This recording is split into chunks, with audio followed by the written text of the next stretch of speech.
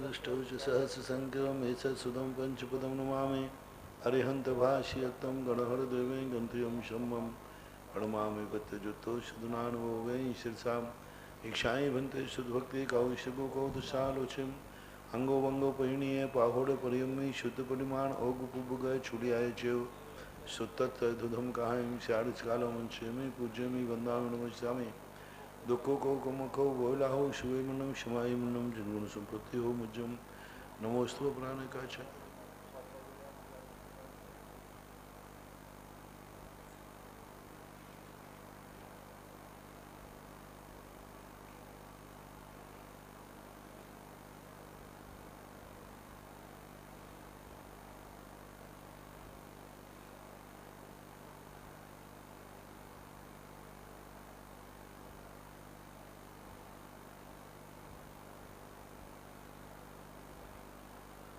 शुद्ध जलधिपारिकेभ्यः शुपरमते भावना पटुमतेभ्यः सुचरितपोनिदेभ्यो नमो गुरुभ्यो गुणगुरुभ्यः क्षत्रिश गुणसमग्रे पंचभ्य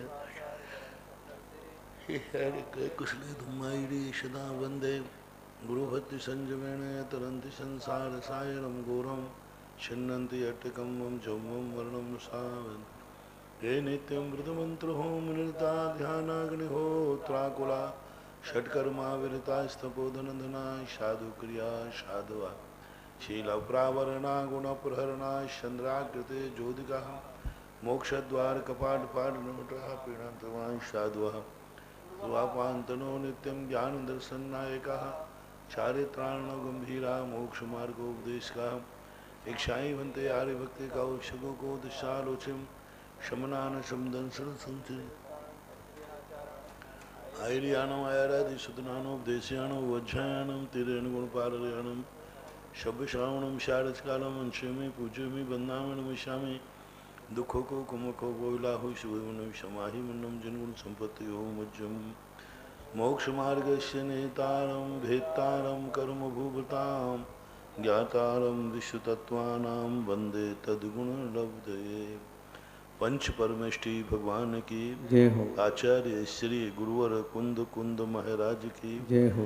आचार्य श्री गुरुवर विद्या सागर महाराज की जय हो। बोलिए परम पूज्य श्री गुरुवर उमा स्वामी महाराज की जय हो। बोलिए परम पूज्य निर्यापक श्रवण मुनि पुंगव श्री सुधा सागर जी महाराज की जय हो। समस्त आचार्य संघ की जय हो।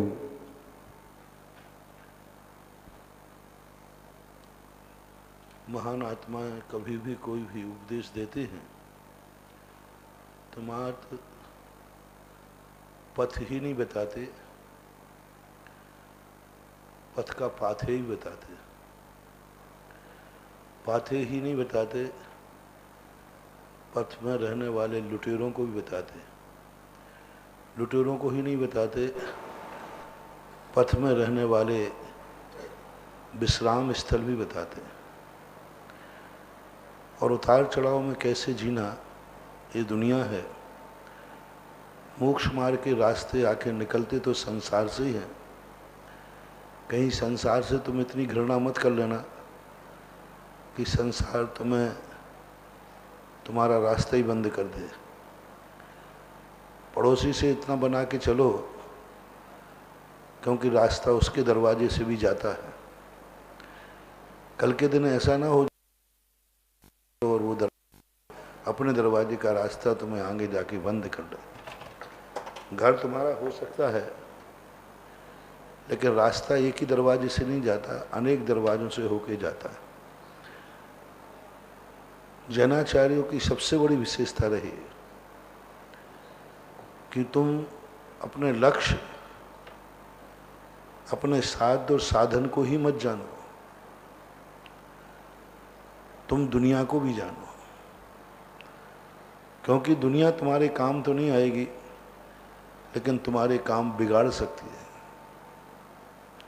काम तो नहीं आएगी, काम तो तुम्हारा सम्यक दर्शन ज्ञान चारित्र है, लेकिन सम्यक दर्शन ज्ञान चारित्र को बिगाड़ने वाली बहुत दुनिया है।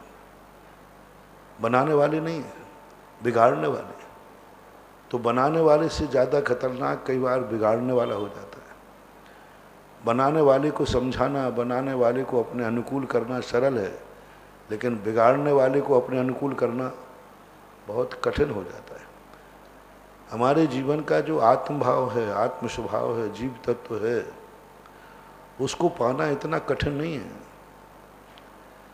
लेकिन बाधक कारण जो हमारे लिए अजीब तत्व है और बाधक कारणों में जो हमारे सहयोगी तत्व हैं अजीब, उनको अनुकूल बनाना कठिन हो रहा है। हमारा आत्मा का जीव तत्व हमारे अनुकूल है, हमारे काबू में है, क्योंकि वो हमारा है। हमारे व्यक्ति को तो हम खुद जैसे तैसे समझा लेंगे और आज नहीं कल वो हमारा है, हमारा ही रहेगा। एक कहावत आती है, घूंटा जब भी टूटेगा पेट की तरफ टूटेगा। भाई से कैसा भी हो, लेकिन भाई तो भाई करता है, कैसा भी हो। पेट जब घूंटा टूटेगा तो अपने पेट की तरफ टूटता है। हमारा कैसा भी परिणाम हो जाए, कितना भी भटक जाए, लेकिन परिणाम एक दिन हमारे काबू में आ जाएगा, आता है। कोई कितना भी, एक जैन कुल में जन्म हुआ व्यक्ति कितना भी भटक जाए, थोड़े से निमित्त पाकर वो सुधर जाएगा। लेकिन जिसका गोत्री बदल गया हो, उसको सुधारना कठिन होता है। इसलिए जीव तत्व के कथन करने के बाद 4 अध्यायों में हमने जीव तत्व को समझा। अब वे उस तत्व को समझा रहे हैं जो तुम्हारा साधक नहीं है, जो तुम्हारा साधन नहीं है, लेकिन तुम्हारे लिए बाधक बन जाता है। उसके अभाव में तुम्हारी गति रुक सकती है। चलने में पैर नहीं है तुम्हारा, पैर तो तुम्हारे हैं, लेकिन रास्ता तुम्हारा नहीं है। पैर तुम्हारे हैं, चलने का ताकत तुम्हारी है, शक्ति तुम्हारी है, सब कुछ तुम चलोगे, लेकिन सड़क तुम्हारी नहीं है। कहाँ चलोगे, कहाँ चलोगे? शक्ति, सड़क तुम्हारी नहीं है। सड़क धर्म द्रव्य की है। तुम चलते चलते थकने रुकोगे, कहाँ रुकोगे? तुम रुकने का भाव कर सकते हो, रुकने की ताकत है, लेकिन विश्राम गृह तुम्हारा नहीं है, नहीं है। तुम चल सकते हो, चलने का समर्थ है, लेकिन चलाने वाला काल द्रव्य है, उससे हमें बना के चलना है। कहीं ऐसा ना हो कि हम चलें और हमारे रास्ते चारों तरफ बोले ठीक है चलो तुम्हारा रास्ता तुम जानो, रास्ता तो मेरा है। तो जैनाचार्य कहते जो रास्ते मेरे नहीं हैं उन रास्तों पर मुझे चलना है। रास्ते मेरे नहीं हैं, लेकिन रास्ते पर ही मुझे चलना है। धर्मादिक द्रव्य मेरे नहीं है, अजीब तत्व मेरा नहीं है, लेकिन जीव तत्व जब भी अपना परिणमन करेगा, अजीब तत्व का सहारा लेना ही पड़ेगा। अजीब द्रव्य जीव के बिना रह सकता है,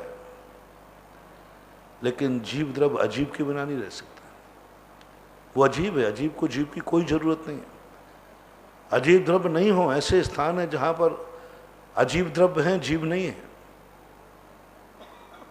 चल रहा है, उनका अस्तित्व है। आलोकाकाश, वहां जीव द्रव्य नहीं है, उसका चल रहा है। लेकिन ऐसा कोई जीव द्रव्य बताओ जहां जीव द्रव्य है, जीव तत्व है, लेकिन अजीब तत्व नहीं है, चल रहा। जीव का 1 मिनट भी अजीब तत्व से नहीं चलेगा, वहां भी अजीब तत्व है। अधर्म द्रव्य है, काल द्रव्य है, आकाश द्रव्य है, बन नहीं सकता। इसलिए सबसे ज्यादा उपदेश अजीब को दिया। तेरी पड़ी है, अजीब की नहीं पड़ी कि वो तेरे से बना के चले, क्योंकि वो तो तुम्हारे बिना भी जी सकता है, लेकिन तुम जीव द्रव्य हो, तुम्हारी अजीब के बिना नहीं चलेगा, तुम्हें अजीब से बना के चलना है। दुर्जन को नहीं कहा तुम सज्जन से बना के चलो, सज्जन को कहा तुम दुर्जन से बना के चलो। जब दुर्जन और सज्जन में झगड़ा होता है तो अपन किसको समझाते? तुम तो सज्जन हो, कभी दुर्जन को नहीं समझा। अरे वो तो दुर्जन है ही, वो तो दुष्ट है ही, तुम तो सज्जन थे, तुम तो साधु थे, तुम तो बड़े थे, तुम तो ज्ञानी थे। वो मुझे गाली दे रहा था इसलिए मैंने भी दी। अरे भाई वो तो अज्ञानी है, तुम तो ज्ञानी हो। इसी प्रकार यहाँ कह लेते हैं वो तो अजीब तत्व है, तुम तो जीव तत्व थे, वो तुमसे बना के नहीं चला तो तुम्हें तो उससे बना के चलना चाहिए था। वो तुम्हारे अनुकूल नहीं चला, तुम्हें तो अनुकूल चलना चाहिए था। तुमने क्यों उससे बिगाड़ लिया? उसकी तो इज्जत ही नहीं, तुम्हारी तो इज्जत है। उसकी तो गति नहीं, तुम्हारी तो गति है। उसकी तो प्रगति नहीं, तुम्हारी तो प्रगति है। वो तो जहाँ था वहीं है और वहीं रहेगा। तुम्हारे लिए गति चाहिए, प्रगति तो तुम्हारी होना है। जिसकी प्रगति होना है उसको सावधान रहना है। जिसकी कोई प्रगति नहीं है, अजीब की कोई प्रगति नहीं होती, वो तो जहाँ है वहीं रहेगा, सदा से था सदा रहेगा। रास्ते कभी चलते नहीं हैं, रास्ते पे अपन चलते हैं। रास्ता तो जहाँ था जहाँ है वहीं रहेगा, लेकिन राही अपन सब हैं। जीव तत्व राही है, पथिक है, उसको चलना है, उसको रास्ता ठीक करना है, रास्तों के मोड़ों को सुधारना है। क्योंकि रास्ते को गति नहीं मिलती है, चलने वाले पथिक को गति मिलती है। जीव तत्व एक पथिक है, जीव तत्व की मंजिल है। जीव तत्व अपने आप में कहीं जाना चाहता है, पहुंचना चाहता है। इसलिए जीव तत्व के लिए अजीव तत्व समझना जरूरी है।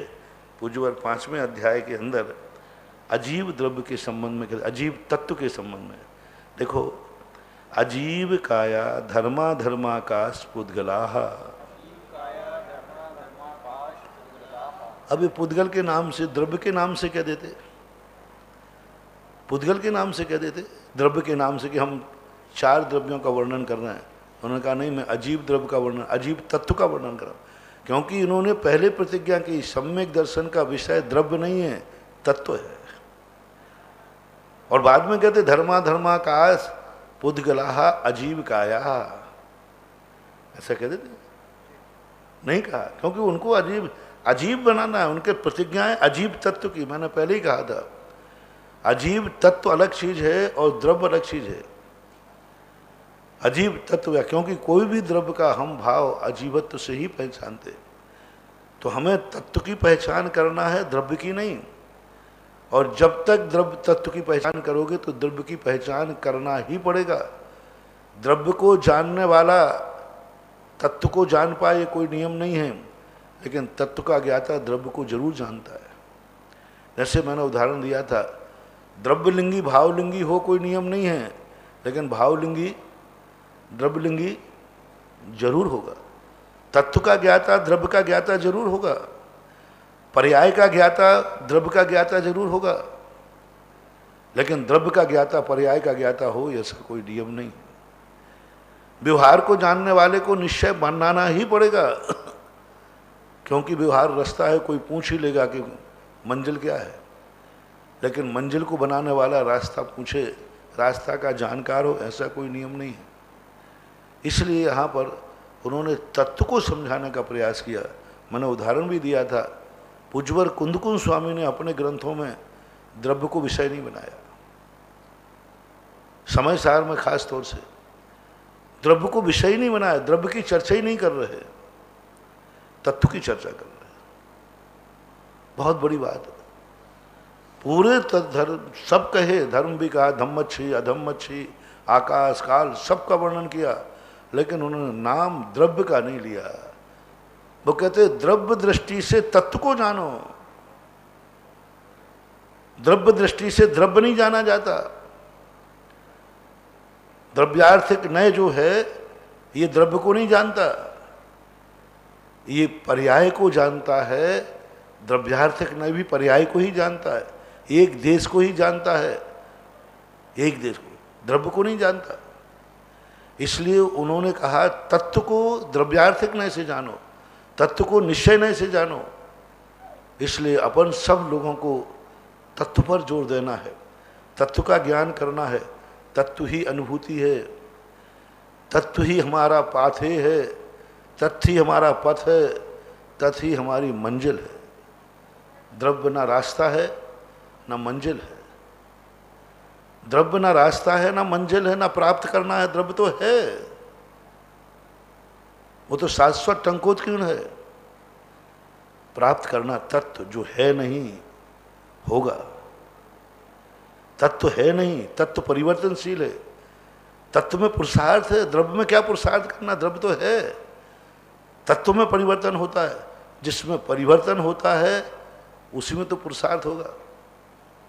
जिसमें गति हो और गति है तो परिवर्तन है, द्रव्य में परिवर्तन होते ही नहीं। द्रव्य तो जैसा था वैसा है, वैसा रहेगा।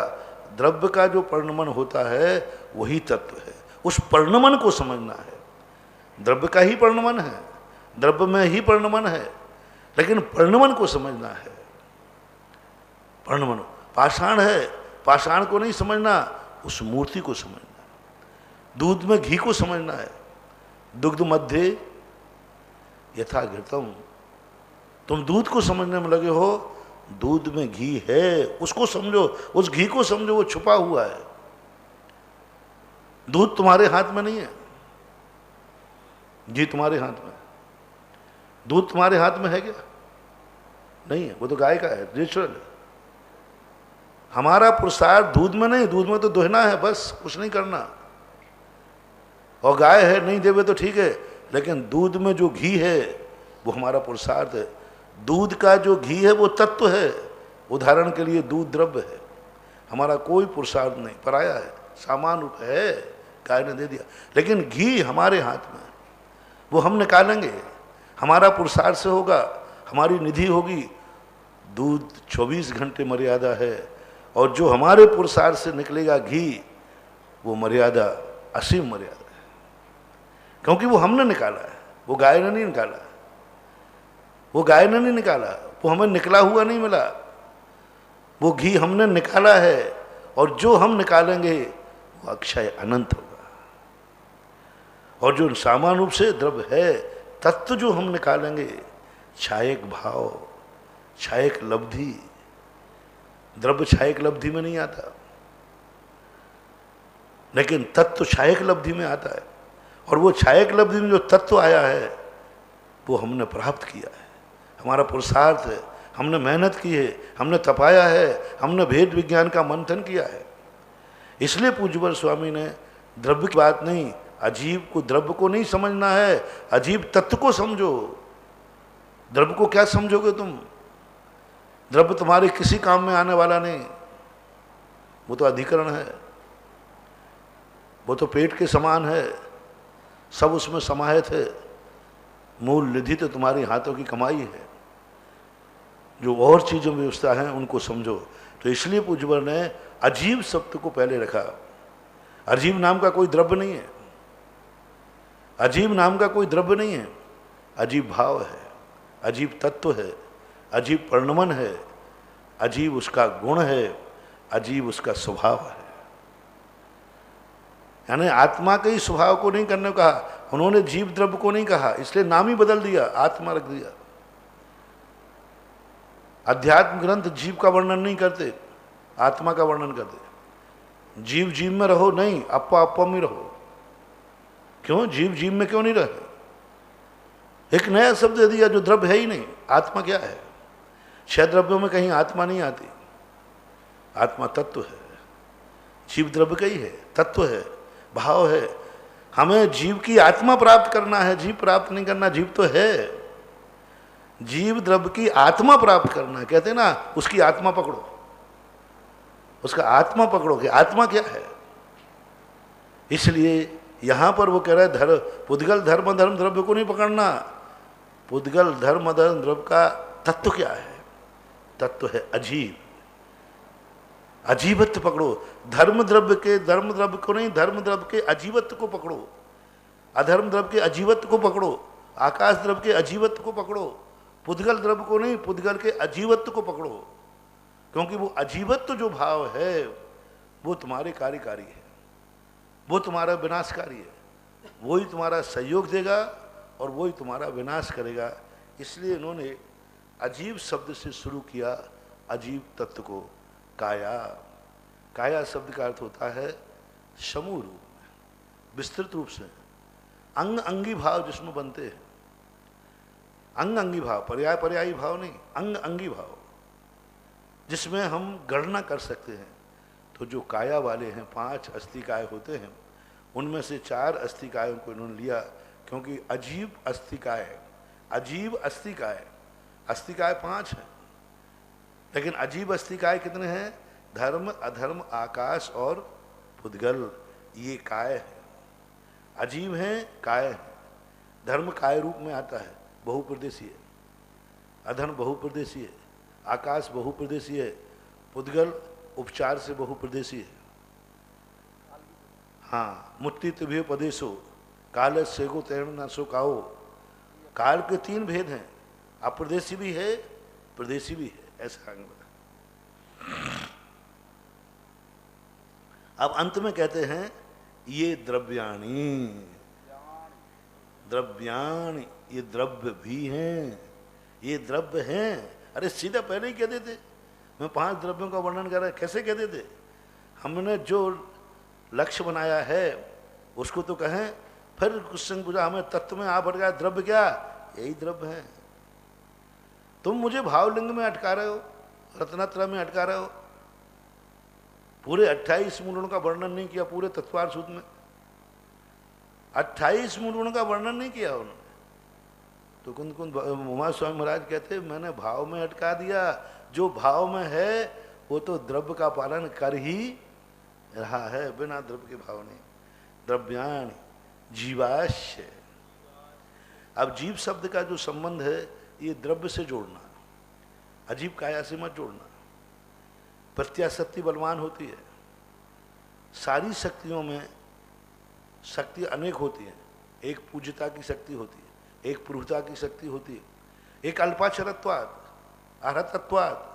अर्हतत्वाद बलवान होता है, पूज्य बड़ा है। और अल्पाक्षरत्वाद, सूत्र में अल्प अक्षर पहले आ जाते हैं। और एक होता प्रत्याशक्ति। तो इन सारी शक्तियों में प्रत्याशक्ति बलवान होती है। तो जीवस्व की प्रत्याशक्ति कौन से सूत्र से है? द्रव्याणी। अजीब काया की प्रत्याशक्ति नहीं है, वो तो एक के बाद है। तो जीवस्य, जीव शब्द से यहाँ काया शब्द से जोड़ूं तो उनका नहीं, प्रत्याशक्ति बलवान है। द्रव्याणी, जीव भी द्रव्य है, जीवस्य, और जीव द्रव्य है, ऐसा। दूसरा, नित्यावस्थितान्य रूपाणी। और अब इसमें भी प्रत्याशक्ति लगाना। ये किसके साथ लगाना? ना तो अजीब काया के साथ लगाना, ना धर्म के साथ लगाना, ना अधर्म के साथ लगाना, ना पुद्गल के साथ लगाना, ना द्रव्य के साथ लगाना, ना जीव के साथ लगाना। फिर किसके साथ लगाना? हाँ, यहाँ मुख्य शब्द जो है नित्य अवस्थित है, अरूपाणी। अब यहाँ अरूपाणी शब्द दिया कि अरूपाणी है, नित्य है। ये जितने भी हमने द्रव्य कहे तत्व नित्य नहीं है। ये बीच में द्रव्य शब्द यहाँ क्यों लाए? यदि द्रव्य शब्द बीच में नहीं लाते तो नित्य शब्द नहीं कह सकते थे, क्योंकि तत्व नित्य नहीं है। अजीब काया के साथ नित्य शब्द का प्रयोग नहीं कर सकते, क्योंकि वो तत्व है। तत्व कभी नित्य नहीं होता। जो अभी हमने पहले व्याख्यान में कहा, तत्व नित्य नहीं होगा। इनको आगे के सूत्र की रचना करना थी, इसलिए इन्होंने बीच में द्रव्याणी शब्द डाला। अब द्रव्याणी शब्द डालते ही द्रव्य नित्य है, तत्व नित्य नहीं है, अवस्थित है। अवस्थित है, देखो अवस्थित शब्द है। तत्व अवस्थित नहीं होता, द्रव्य अवस्थित है। तत्व तो अनंत गुण सद्गुण हानि वृद्धि रूप होता है। परिणामों में अविभागी प्रतिषेध में अगुरु लघु गुण के माध्यम से तत्व अनंत गुणा बढ़ता है, अनंत गुण हानि वृद्धि होती है, भाग हानि गुण वृद्धि सब चलता रहता है। तत्व हीनादिक होता है, लेकिन अवस्था नहीं। द्रव्य अवस्थित है, जितने प्रदेशी है उतने ही हैं, जितने द्रव्य हैं उतने ही हैं, जितने द्रव्य हैं उतने ही हैं। एक भी द्रव्य अवस्थित का अर्थ क्या लेना? जितने द्रव्य हैं उतने ही हैं, जितने प्रदेश वाला है उतने ही हैं। वो कभी ना घटता है और ना बढ़ता है। लेकिन तत्व में घटाबड़ी होती है, अविभागी प्रतिषेध में घटाबड़ी होती है, सारी पर्याय एक समान नहीं होती। इसलिए इनको द्रव्य शब्द के साथ ही द्रव्य नित्य है, तत्व नित्य नहीं लेना। तत्व नित्य नहीं है, तत्व तो दृष्टि में नित्य है। निश्चय नय से तत्व नित्य है, व्यवहार नय से वही तत्व नित्य है। तत्व की व्याख्यान अभी बताऊंगा मैं। कि तत्व नित्य भी होता है, अनित्य भी होता है, दृष्टि में नित्य अनित्य होता है। वस्तु स्थिति रूप में तत्व कभी नित्य नहीं होता, वो तो प्रति क्षण परिवर्तन रूप है, क्योंकि भाव है, परिणाम है, तद्भावम तत्वम। इसलिए द्रव्य अवस्थित है, नित्य है, अरूपाणी और अरूपी है। धर्मत्व द्रव्य अरूपी है, पुद्गलत्व जो है इसको कैसे लेंगे, इसके लिए आप प्रश्न उठाइए। आचार्य ने तो कह दिया अरूपी द्रव्य अरूपी होता है, तो तुरंत व्यक्ति बोला साहब पुद्गल द्रव्य क्या होता है? अरे भाई पहले पूरा तो बोलने दे, पूरा तो बोलने दे, अभी मेरा पूरा कहाँ हुआ? मैंने ये थोड़ी कह दिया बस मेरा हो गया। अब आगे कहते हैं रूपिणः पुद्गलाः, लेकिन द्रव्य अरूपी होते हैं, लेकिन पुद्गल द्रव्य रूपी होता है। रूपिणः पुद्गला, किसी भी असाधारण वस्तु का पहले सामान्य कथन कर दिया जाता है। सभी लोग आ गए, हाँ आ गए। राजा साहब भी आए कि नहीं? सूर्य वर्मा आए कि नहीं? अरे भाई सबका कह दिया आ गए थे, फिर क्यों पूछा आपने सूर्य वर्मा आए कि नहीं? मंत्री ने कह दिया बोले सब आ गए, बोले सब साहब आ गए, लेकिन सूर्य वर्मा आए कि नहीं? इसी इसमें कहते हैं कि सभी द्रव्य अरूपी हैं, लेकिन पुद्गल द्रव्य नहीं, पुद्गल द्रव्य अभी रूपी है, ऐसा मतलब।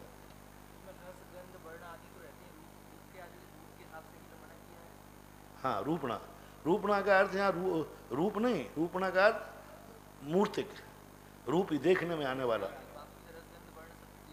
हाँ नहीं नहीं, बाकी तो यहाँ रूप शब्द जो है गुणवाचक, स्पर्श रस गंध वर्ण, वर्ण वाला रूप नहीं है। रूप का अर्थ है जो रूप लेकर के रहता है, मूर्तिक है, जो छद्मस्त के ज्ञान का विषय बनता है। यूँ मान लो जिससे छद्मस्त ज्ञान अपने ज्ञान के द्वारा जान लेता है, वह रूपी शब्द कहलाता है, और जो छद्मस्त ज्ञान का विषय नहीं बनता है वो अरूपी कहलाता है। ज्ञेय की अपेक्षा कहें तो सभी ज्ञान के विषय हैं, लेकिन छद्मस्त मति ज्ञान, शुद्ध ज्ञान, अवध ज्ञान और मनापरे ज्ञान, ये चार ज्ञान छद्मस्त के ज्ञान हैं। ये चारों ज्ञान रूपी को जानते हैं, रूपस्वधे पहले क्या किया है। मनापरे ज्ञान भी रूपी को, मति शुद्ध भी रूपी को जानता है। तो छद्मस्त का ज्ञान जिसे जानता है वह रूपी है, और जो छद्मस्त के ज्ञान का प्रत्यक्ष विषय नहीं है वो अरूपी कहलाता है। आकाशा देक द्रव्याणी, इस प्रकार से आ सीमा वाचक है। आकाश धर्म अधर्म और आकाश, ऊपर तीन कर रहे थे तो धर्म अधर्म आकाश, ये तत्व नहीं, बीच में द्रव्य शब्द आ गया। तत्व शब्द तो उनको कहना था पहले, क्योंकि अभी सीधा पुद्गल कहते तो बोले आपने द्रव्य, सीधा द्रव्य कहते तो प्रश्न उठाते साहब आपने द्रव्य कहने की प्रतिज्ञा ही नहीं की थी, फिर आप द्रव्य का कथन क्यों कर रहे हैं? तो उन्होंने कहा नहीं मैं अजीब का ही कथन कर रहा हूं, द्रव्याणी शब्द डाल दिया।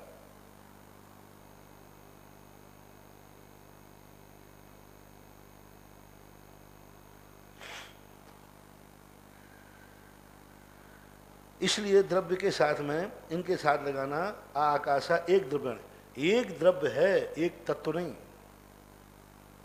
धर्म द्रव्य का एक तत्व नहीं होता, तत्व अनेक होते हैं, लेकिन द्रव्य एक है, एक द्रव्याणी। धर्म द्रव्य एक द्रव्य है, अधर्म द्रव्य एक द्रव्य है, आकाश द्रव्य एक द्रव्य है। इनको एक द्रव्य मानना चाहिए। निष्क्रियाणी च, और ये निष्क्रिय हैं। निष्क्रिय का अर्थ कूटस्थ है नहीं, स्थान से स्थानांतरण नहीं होते। जीव धर्म अधर्म और आकाश, ये असंख्य प्रदेशा धर्मा धर्मैक जीवानाम, असंख्य यहाँ बहुवचन का प्रयोग किया, असंख्य नहीं कहा, असंख्य आह। असंख्य का अर्थ होता है कि इनके जो द्रव्य हैं कई असंख्यात इसमें समाहित हैं, कई असंख्यात। यदि जगन असंख्यात कहना होता तो असंख्य कह देते, असंख्या, कई असंख्यात समाये हुए हैं। यानी जितने असंख्यात होते हैं वे सब उसमें समा जाते हैं, एक जीव में। तो असंख्य प्रदेशा, धर्म अधर्म एक जीवा नाम। धर्म अधर्म तो एक है ही, और एक शब्द धर्म धर्म के साथ नहीं लगाया, वो तो एक द्रव्य है ही, क्योंकि उसमें तो अनेक द्रव्यों का कोई संबंध नहीं। आकाशात एक द्रव्याणी पहले ही क्या कहा गए, धर्म अधर्म आकाश ये एक द्रव्य हैं, ये तो पहले ही कर दिया। अब ये दूसरे सूत्र में, 7वें सूत्र में एक जीवा नाम शब्द क्यों लगा रहे हैं यहाँ एक, तो एक जीव के साथ लगाना, धर्म धर्म के साथ नहीं लगाना। क्यों? हाँ नहीं, एक शब्द, धर्म अधर्म तो एक द्रव्य पहले कह दिया। जीव द्रव्य जो कितने होते हैं, अनेक होते हैं। जीव द्रव्य अनंत होते हैं, लेकिन एक जीव द्रव्य के असंख्यात प्रदेश हैं, अनंत जीवों के नहीं। एक शब्द यहाँ क्यों ना कहना पड़ा, सीधा कह देते जीव के असंख्यात प्रदेश होते हैं। नहीं, एक जीव के असंख्यात प्रदेश हैं, जीव अनेक नहीं होते, जीव एक नहीं होता, जीव तो अनंत अनंत हैं। उनमें एक जीव के असंख्यात प्रदेश हैं, ना कि सभी जीवों के। सभी जीवों के प्रदेश मिलाने पर तो कितने हो जाएंगे, अनंत अनंत प्रदेश हो जाएंगे। लेकिन एक जीव के असंख्यात प्रदेश हैं, इसलिए एक जीव के साथ एक प्रदेश, एक शब्द लगाना। आकाशस्यानंता, आकाश के अनंता, अनंत नहीं अनंत विसर्ग कर देते आगे माता, इसमें भी अनंत, इसमें भी अनंत, सारे जितने अनंत हैं सब इसमें समा जाते हैं। सबसे बड़ा अनंत कौन सा है, आकाश। आकाश से बड़ा कोई अनंत अनंत नहीं हो सकता। सबसे बड़े प्रदेशों की अपेक्षा देखा जाए तो अनंत अनंत आकाश है। जितनी जीव राशि है, जितनी पुद्गल राशि है, आकाश इससे भी अनंत अनंत है। जीव राशि जितनी मानी जाए, अभी जीव राशि अनंत अनंत है, लेकिन उससे भी अनंत अनंत आकाश है।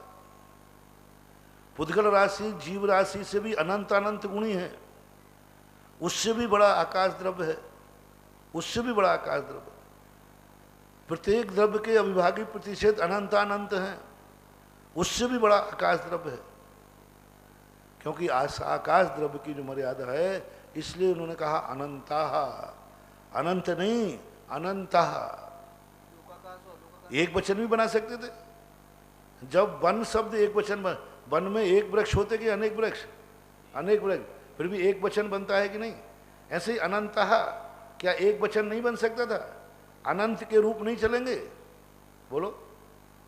अनंता, अनंतौ, अनंता, अनंतम, अनंतौ, अनंतान, बन सकता है? नहीं बनेगा। अनंत के रूप नहीं चलेंगे क्या? अरे संख्या के रूप चलते हैं, खूब आराम से चलना है, कोई बात नहीं, बनने में कोई बाधा नहीं। लेकिन इसलिए बहुवचन रूप अनंता शब्द दिया। बहुवचन ही बता रहा है कि अनंत के रूप चलते हैं, अनंत के रूप चलते हैं। बहुवचन रूप एक वचन बना दो, अरहंता, अरहंत, अरहंत शरणों पवजामी। ये क्या है? क्या एक अरहंत को नमस्कार किया है? एक अरहंत को नमस्कार नहीं किया। अरहंत शब्द कहते ही अरहंत मंगलम, तो यहाँ एक अरहंत को मंगल मान रहे हैं कि संपूर्ण अरहंतों को मंगल मान रहे हैं? संपूर्ण को नहीं, संपूर्ण को नहीं है। यही तो कह रहा है कि संख्यावाची वचन जो कुछ सामूहिक रूप से, ये सभा, अब सभा एक की नहीं होती, लेकिन सभा एक वचन में भी चलता है। वनम वने वनानी, वन शब्द चलता है। इसी प्रकार यहाँ अनंता शब्द कहा, मानो सब उसमें समझ जाएंगे। अरहंत में, अरहंता में सब समझ जाएंगे। अरहंता स्पष्ट रूप से बहुवचन है, और अरहंत एक सबको बना करके एक समासांत कर दिया। ऐसा एक ही अखंड है। लोकाकाश अलोकाकाश तो ये हमारा विभाजन व्यवहार में है, आकाश का कोई विभाजन नहीं है। ये तो हमने विभाजन किया, लोकाकाश, घटाकाश, पटाकाश, ये मेरा प्लाट, ये तुम्हारा प्लाट। पृथ्वी तो अखंड है, ये तो हमने सीमाएं खींच ली हैं। जहाँ द्रव्य रहते हैं तो लोकाकाश कह दिया, जहाँ द्रव्य नहीं रहते तो अलोकाकाश कह दिया। आकाश द्रव्य कहता है मेरा तो एक अखंड आकाश हूँ मैं, मेरे में कोई भेद नहीं है। ऐसा संख्या संख्याश्च पुद्गलानाम, जो पुद्गल के भेद हैं द्रव्य संग्रहकार में भी, द्रव्य संग्रहकार ने भी कहा मूर्ति त्रिभ्योपदेशा, मूर्ति के 3 प्रदेश हैं। तो यहाँ क्या लेना, संख्यात। पहला तो लेना जो पुद्गल है संख्यात प्रदेशी भी है, असंख्यात प्रदेशी भी है, और 4 शब्द से अनंत प्रदेशी भी है। क्योंकि 7 शब्द का प्रयोग किया है और 4 शब्द से अनंत प्रदेशी भी बनता है। क्योंकि कितने स्कंध हैं जो अनंत परमाणुओं से बने। कार्बन वर्णाएं अनंत परमाणु का स्कंध है, ये चश्मा अनंत परमाणु का स्कंध है। जो हमें देखने में आते हैं वे अनंत परमाणु वाले स्कंध ही देखने में आते हैं। सभी अनंत परमाणु देखने में आए ऐसा नियम नहीं, लेकिन जो देखने में आता है वो अनंत परमाणु वाला स्कंध ही है। संख्यात और असंख्यात वाले स्कंध तो हमारा विषय है ही नहीं। इसलिए पुद्गनाम नाणो, अणु के कोई प्रदेश नहीं होते, एक प्रदेश ही, एक को संख्या में नहीं गिनते हैं। लोकाकाशे वगाहा, लोक और आकाश का ये क्या है, लोकाकाशे अवगाहा। ये सारे द्रव्य जो हैं कहाँ रहते हैं, लोकाकाश में इनका अवगाह है, यानी आवास है। 5 द्रव्य लोकाकाश के बाहर नहीं होते हैं। ये 5 द्रव्य जहाँ रहते हैं उसे लोकाकाश कहते हैं, अथवा लोकाकाश में ये 5 द्रव्य रहते हैं, दोनों लेना। लोक्यंते देखे जाते हैं जहाँ जीवादि षड द्रव्य, तो ये जहाँ 5 द्रव्य मुख्य रूप से ये जहाँ देखने में आते हैं, ठहरते हैं, उसको लोकाकाश कहते हैं। जैनम लोकाकाशम, ऐसा आया था ना, हाँ, जैनम लोकाकाशम। जैनेन्द्र भगवान ने इसे लोकाकाश कहा। किसे कहा, जहाँ पर धम्मा धम्मा कालो पुग्गल जीवाय संति जाव दिया। धम्मा धम्मा कालो पुग्गल जीवाय जाव, जैनम लोकाकाशम, इनको लोकाकाश करना। और बाकी का जो है उत्तम आलोकाकाशो, ऐसा एक गाथा आई है द्रव्य संग्रह में। धर्माधर्म योग कृष्ण, धर्म और अधर्म द्रव्य कृष्ण का अर्थ भरे उसमें एक मेघ जैसे तिल में तेल भरा हुआ रहता है, संपूर्ण रूप से लोकाकाश के प्रत्येक प्रदेश पर फैला हुआ है धर्म। एक द्रव्य होकर के भी पूरे लोकाकाश को व्याप्त किया है। एक प्रदेश भी खाली नहीं है लोकाकाश का जहाँ धर्म द्रव्य और अधर्म द्रव्य ना हो, पूर्ण व्याप्त। एक प्रदेशादिशु भाज्या पुद्गला नाम, एक प्रदेश में भाजन करना, एक प्रदेश आदिशु, एक प्रदेश आदि करके भाज्या पुद्गला नाम, सप्तमी विभक्ति का प्रयोग किया है। पुद्गलों का एक प्रदेश आदि में भाजन किया जा सकता है। पुद्गलों का एक प्रदेश आदि में भाजन किया जा सकता है। एक प्रदेशी भी है, द्विप्रदेशी भी है, 3 प्रदेशी भी है, और जितने प्रदेश तुम बना सको उतने प्रदेश रूप है। क्योंकि अनंत पुद्गल परमाणु हैं, इसलिए बन जाएगा।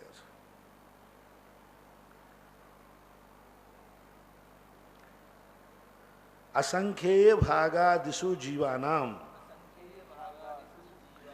विचारणी बात है। ऊपर तो कह दिया था असंख्येय, जीव द्रव्य के प्रदेश असंख्यात हैं, हो गया। एक प्रदेशादिशु भाज्या पुद्गला नाम, तो इसी प्रकार असंख्य भागादिशु। अब देखो जीव बहुवचन में असंख्यात का प्रयोग किया, फिर भी असंख्यात इससे भी बड़ा है। एक जीव के प्रदेश जितने हैं उससे भी असंख्यात बहुत बड़ा है। उसका असंख्यात्मा भाग प्रमाण जीव है। जीव का जो स्थान है असंख्य भागादिशु जीवानाम, असंख्यात भागों में रूप, यानी जीव के जो प्रदेश हैं संपूर्ण असंख्यात उत्कृष्ट असंख्यात के असंख्यात्मा भाग प्रमाण हैं। हालांकि अन्य आचार्यों ने इसको दूसरे रूप से किया है। कितने प्रदेश हैं जीव के, लोकाकाश के बराबर। लोकाकाश के जितने प्रदेश हैं उतने ही जीव के प्रदेश हैं। उदाहरण दिया, यदि इतने प्रदेश नहीं होते तो समाधिघात के समय केवली भगवान की आत्मा संपूर्ण लोक में कैसे व्याप्त होती? जब लोग पूर्ण समुद्घात करते हैं तो पूरे लोक में आत्मा के प्रदेश व्याप्त हो जाते हैं। इससे सिद्ध है कि आत्मा के प्रदेश और लोकाकाश के प्रदेश बराबर हैं।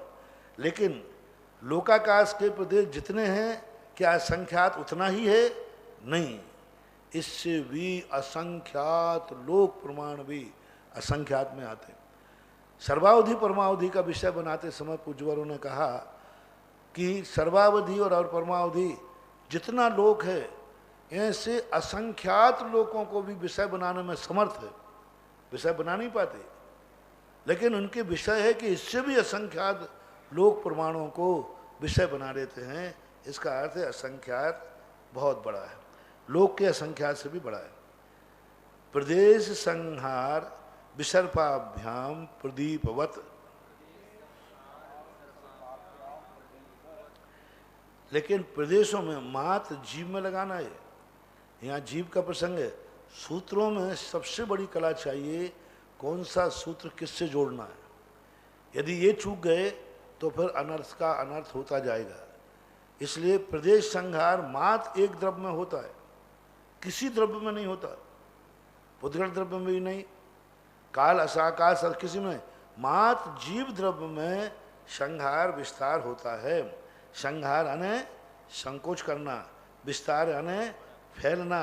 ये दोनों प्रदीपवत, जैसे प्रदीप की लौ छोटी हो जाती है, प्रदीप की लौ बड़ी हो जाती है। अग्निकाय उतनी है, अग्निकाय में बड़े नहीं है। देखो बहुत अच्छा उदाहरण दिया है पूज्यवर ने। यहाँ दो आते लेना, प्रदीपवत अथवा टीकाकारों ने प्रदीप प्रकाशवत किया। पूज्यवर अकलंग स्वामी ने आकाश का उदाहरण दिया, प्रकाश का।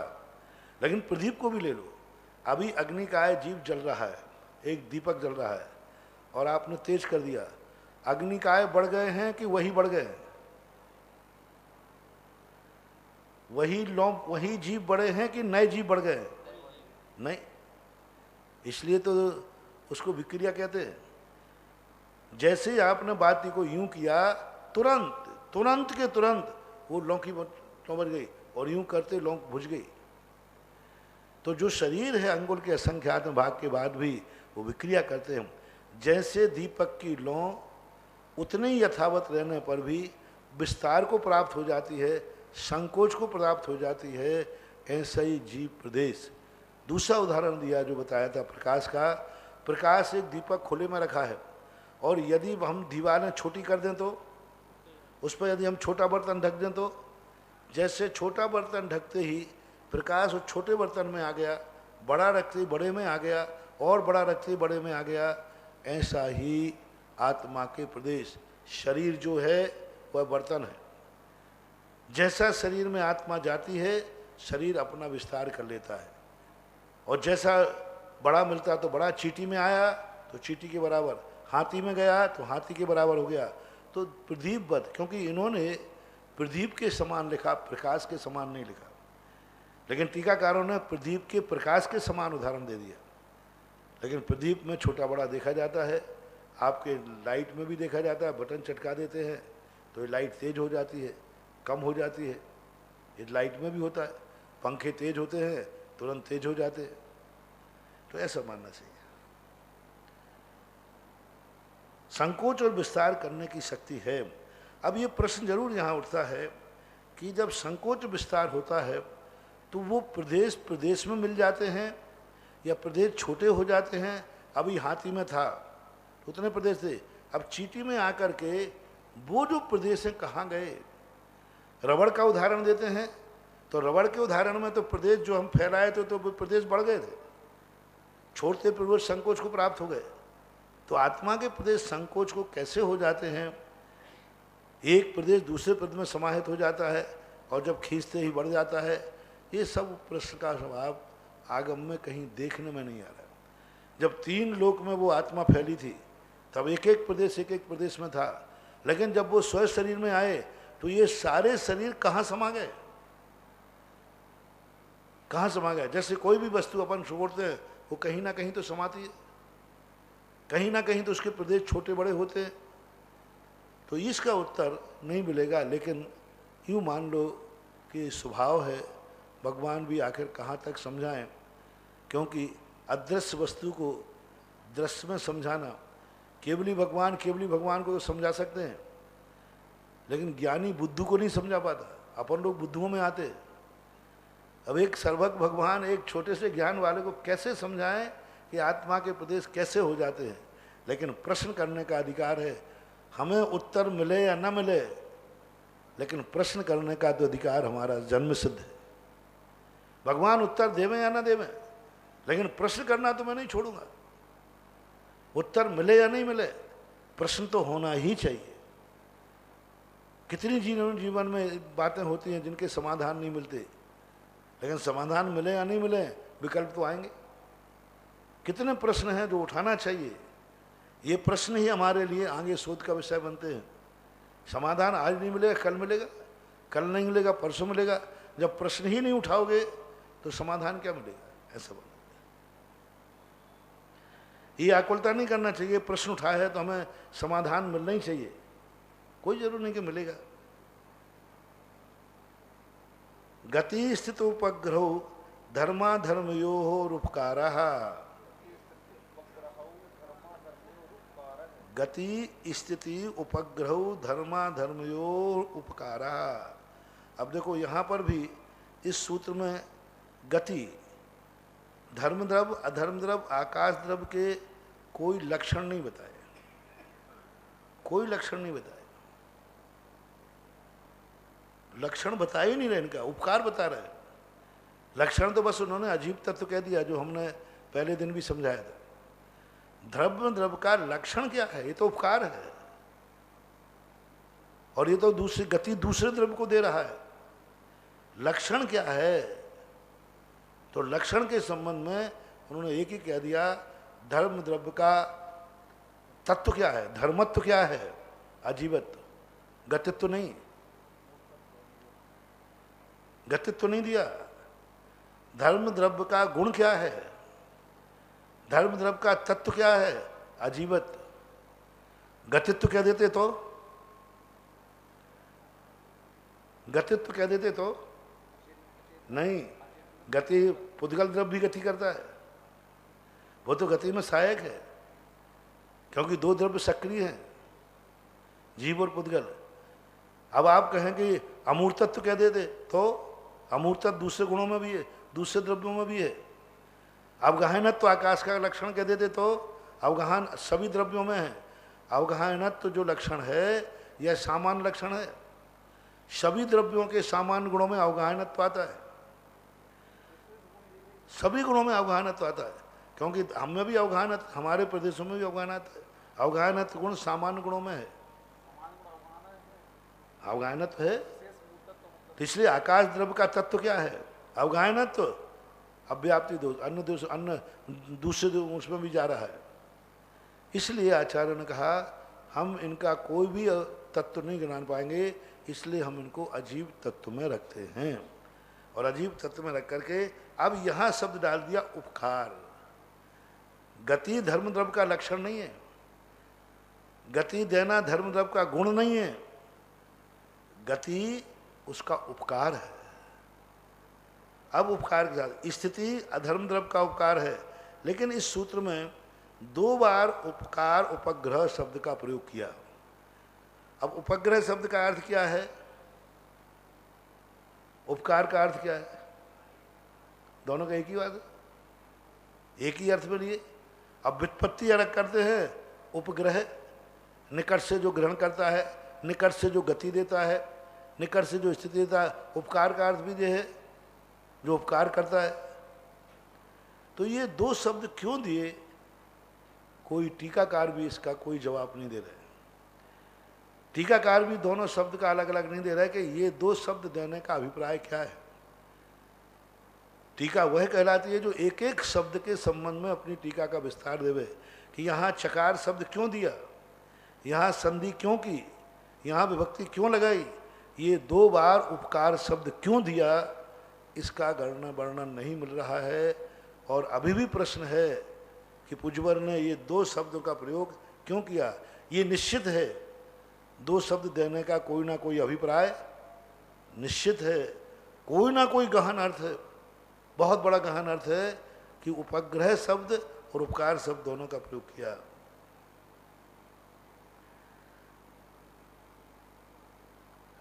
गति स्थितियों उपग्रहों, मुझे तो ऐसा लगता है कि ये कहीं इनके स्वभाव में तो नहीं, उपग्रह शब्द गति स्थिति देना इनका स्वभाव है। और धर्म धर्म धर्म अधर्म द्रव्यो उपकारा, तो जहां उनके क्रिया की शक्ति का बात आई, जहां उनके नेचर की बात आई, तो एक नेचर वाचक है और एक निमित्त वाचक है। किसी किसी का नेचर, भैया इनका नेचर ही है दूसरों का उपकार करना, उपकारी नेचर वाला ही उपकार करता है।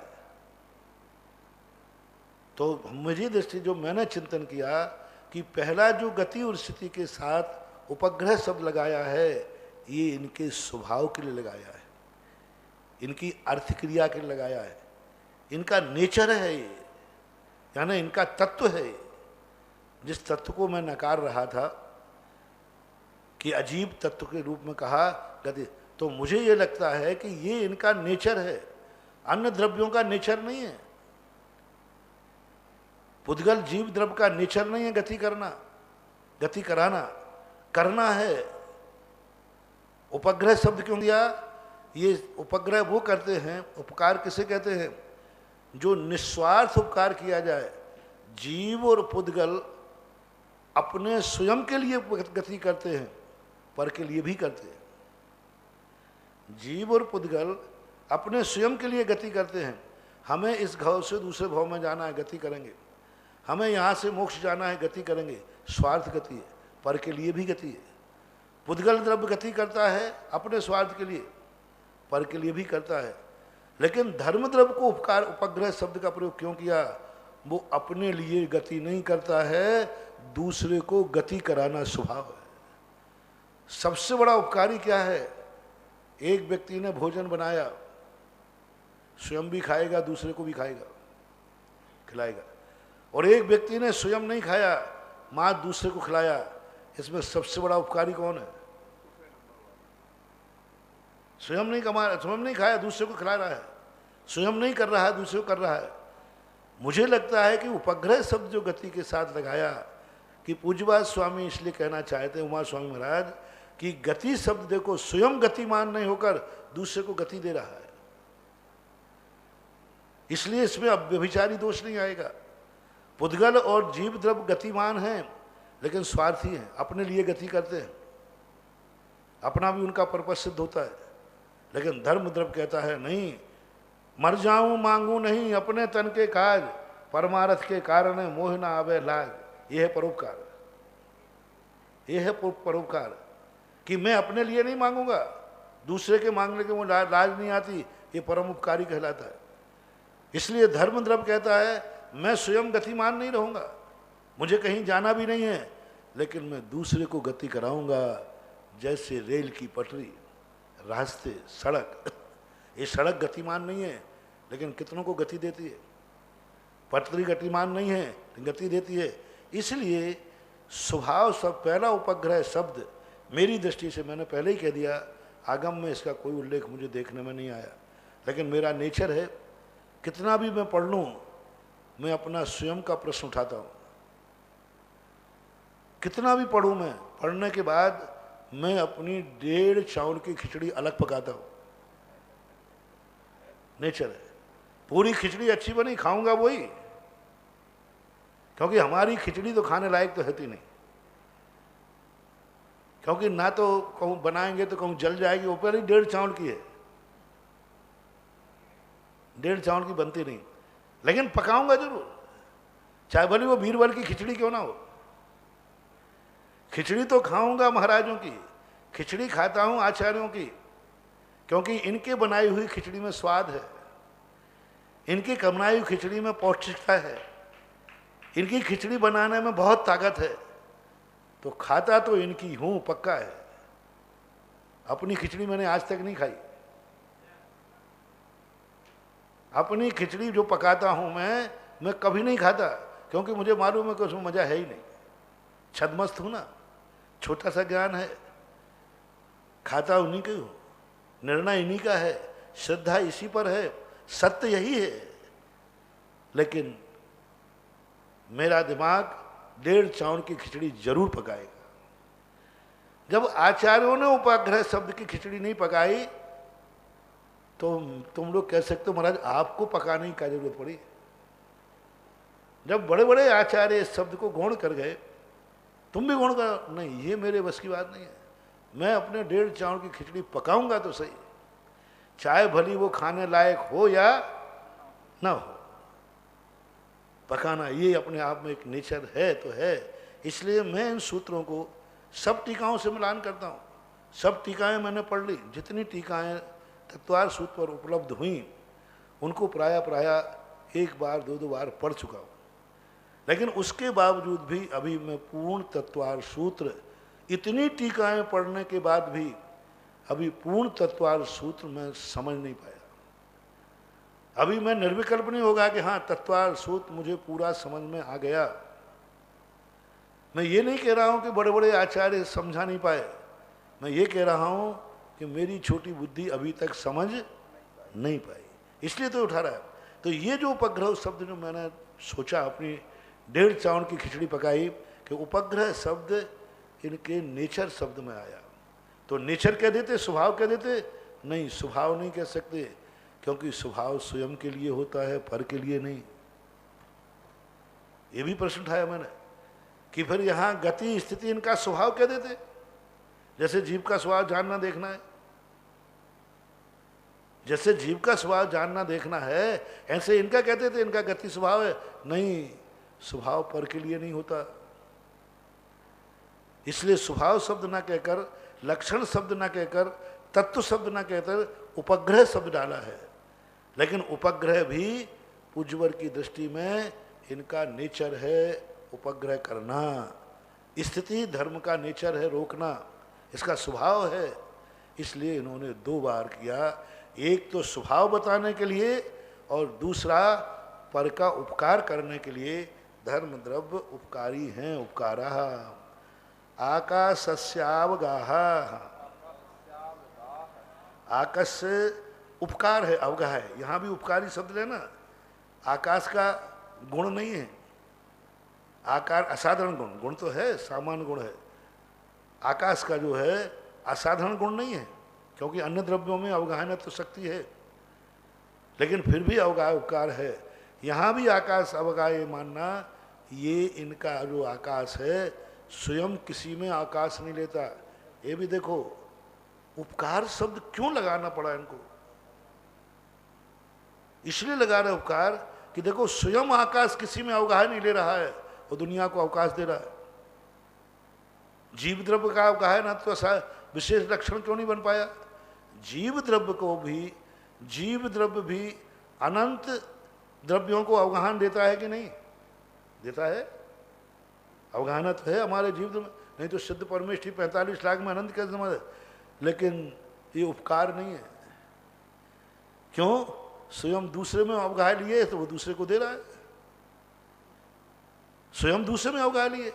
ऐसा एक भी जीव द्रव्य नहीं है जो दूसरे जीव द्रव्य में अवगाह न लिया हो। आकाश द्रव्य में तो लिया ही है, जो दूसरे को अवगाह लिया है वो अवगाह दे रहा है, नया क्या कर रहा है। धर्म द्रव्य भी अवगाह नस्ते उनमें भी है, लेकिन वो आकाश द्रव्य में अवगाह थे। काल द्रव्य उद्गल ये सब है, लेकिन आकाश द्रव्य का असाधारण गुण क्यों बन गया अवगाह, जो मैंने सोचा इसलिए बन गया कि मैंने पहली लक्षण बना दिया। वो महान उपकारी है जो स्वयं तो किसी से कुछ लेता नहीं और सारी दुनिया को बांटता है। लेता कुछ भी नहीं, बांट रहा है। आकाश द्रव्य सारी दुनिया को अवगाहन देता है, लेकिन स्वयं आकाश द्रव्य की अवगाहन किसमें है? स्वयं प्रतिष्ठित। यह है उपकार, यानी स्वयं कहीं किसी की अवगाहना नहीं ले रहा है और सबसे कह रहा है, किसी की छाया नहीं ले रहा है और सबको छाया दे रहा है। इसलिए अवगाहनत्व तो उपकार के रूप में आकाश द्रव्य के साथ जुड़ जाता है। शरीर वांग मन प्राणापान पुद्गला नाम।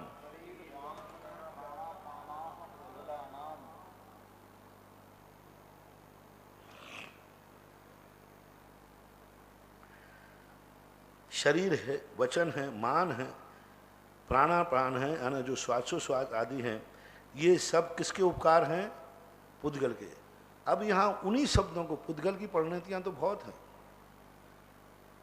पुद्गल के उपकार तो बहुत सारे हैं, बहुत अनंत उपकार है, कितनी चीज़ें, कितने कार्यों का वर्णन आगे जाके वर्णन करेंगे इसी में कि ये पुद्गल के कितने, लेकिन उपकार नहीं है। उपकार किसको बोलते हैं? जो उपकार को स्वीकार करता है। तो अपने लिए ऊपर जो उपकार हैं जीव के ऊपर, वो क्या हैं? शरीर, ये शरीर पुद्गल का उपकार है, वचन पुद्गल के उपकार हैं, प्राण आनापान ये सब पुद्गल के उपकार हैं। यहाँ उपकारों का वर्णन करना था। पुद्गल द्रव्य अपने लिए शरीर नहीं बनाता, उपकार की परिभाषा बनाते जाना, जिसमें निजी स्वार्थ ना हो वह उपकार कहलाता है। संकट में दो व्यक्तियों ने दान पर सहयोग दिया, दो व्यक्तियों पर संकट था, एक व्यक्ति पर संकट आया, दो व्यक्तियों पर संकट आया और दोनों ने अलग अलग प्रकार के, एक ने कहा भाई मुझे ऊपर बहुत संकट है, कर्जा हो गया है, तो उन्होंने कहा ठीक है कितना चाहिए मेरे से ऋण ले जाओ। उपकार किया कि नहीं? संकट में काम आया कि नहीं? लेकिन ब्याज पे दिया है, पर उपकार तो हुआ है कि नहीं? पर वो उपकार की गिनती में नहीं आएगा, क्योंकि वहां स्वार्थ है। उसका भले उपकार हुआ हो, लेकिन सामने वाले ने उपकार नहीं किया, सामने वाले ने कमाई की, व्यापार किया है, उपकार हुआ है, उसका हुआ है। क्या साहूकारी दूसरों के उपकार के लिए करता है कि अपने व्यापार के लिए करता है? बताओ रे साहूकारों। ब्याज अपने, जब भी कोई पैसा ब्याज पे देता है उसकी सहायता करने नहीं देता, अपना ब्याज बढ़ाने देता है। अभी बात अलग है कि उसका उपकार हो जाता है।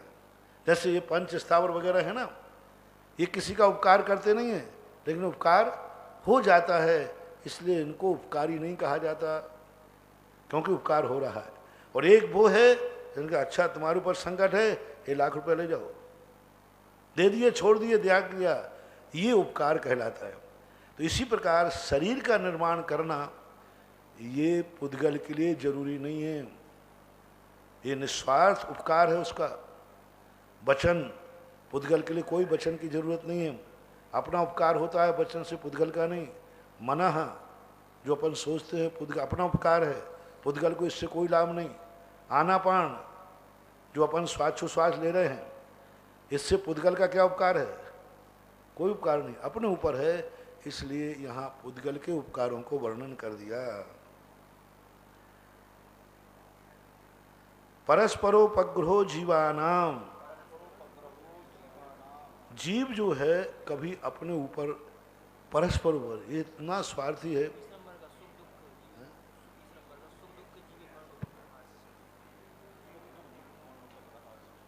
अच्छा, सुख दुख जीवित मरणोपग्रहास्य है, ठीक है, ठीक है, बहुत अच्छे। शरीर वांग मना प्राणापान ये तो पुद्गल के उपकार हैं, और भी हैं। सुख दुख जीवन और मरण ये भी पुद्गल के उपकार है। ये पुद्गल के, अपन को जो सुख मिल रहा है, संसारी प्राणी का सुख जानना, किस कर्म के उदय से मिल रहा है? साता कर्म के उदय से। जो सुख है, सुख आत्मा की पर्याय है, आत्मा में।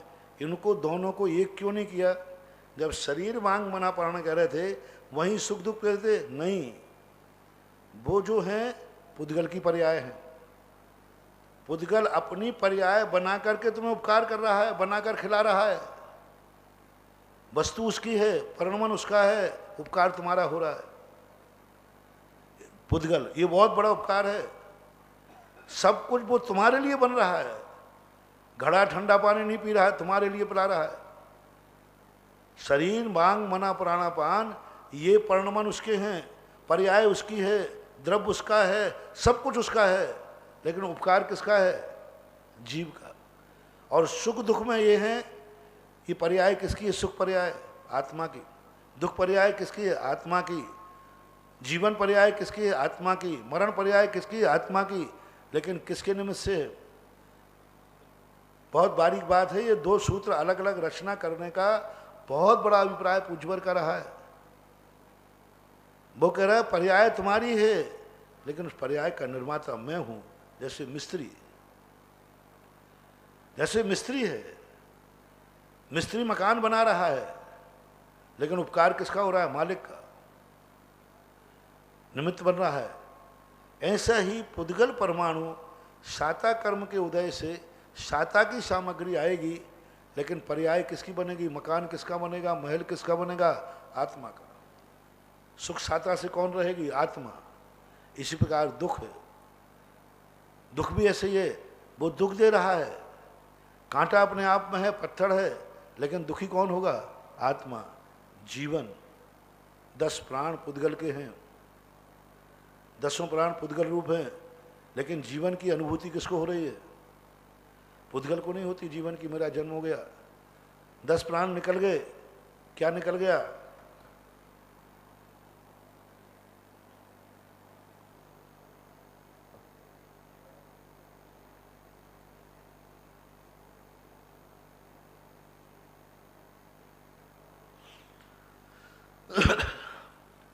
दस प्राण निकल गए, लेकिन वो 10 प्राण निकलने के बाद दुख किसको हुआ?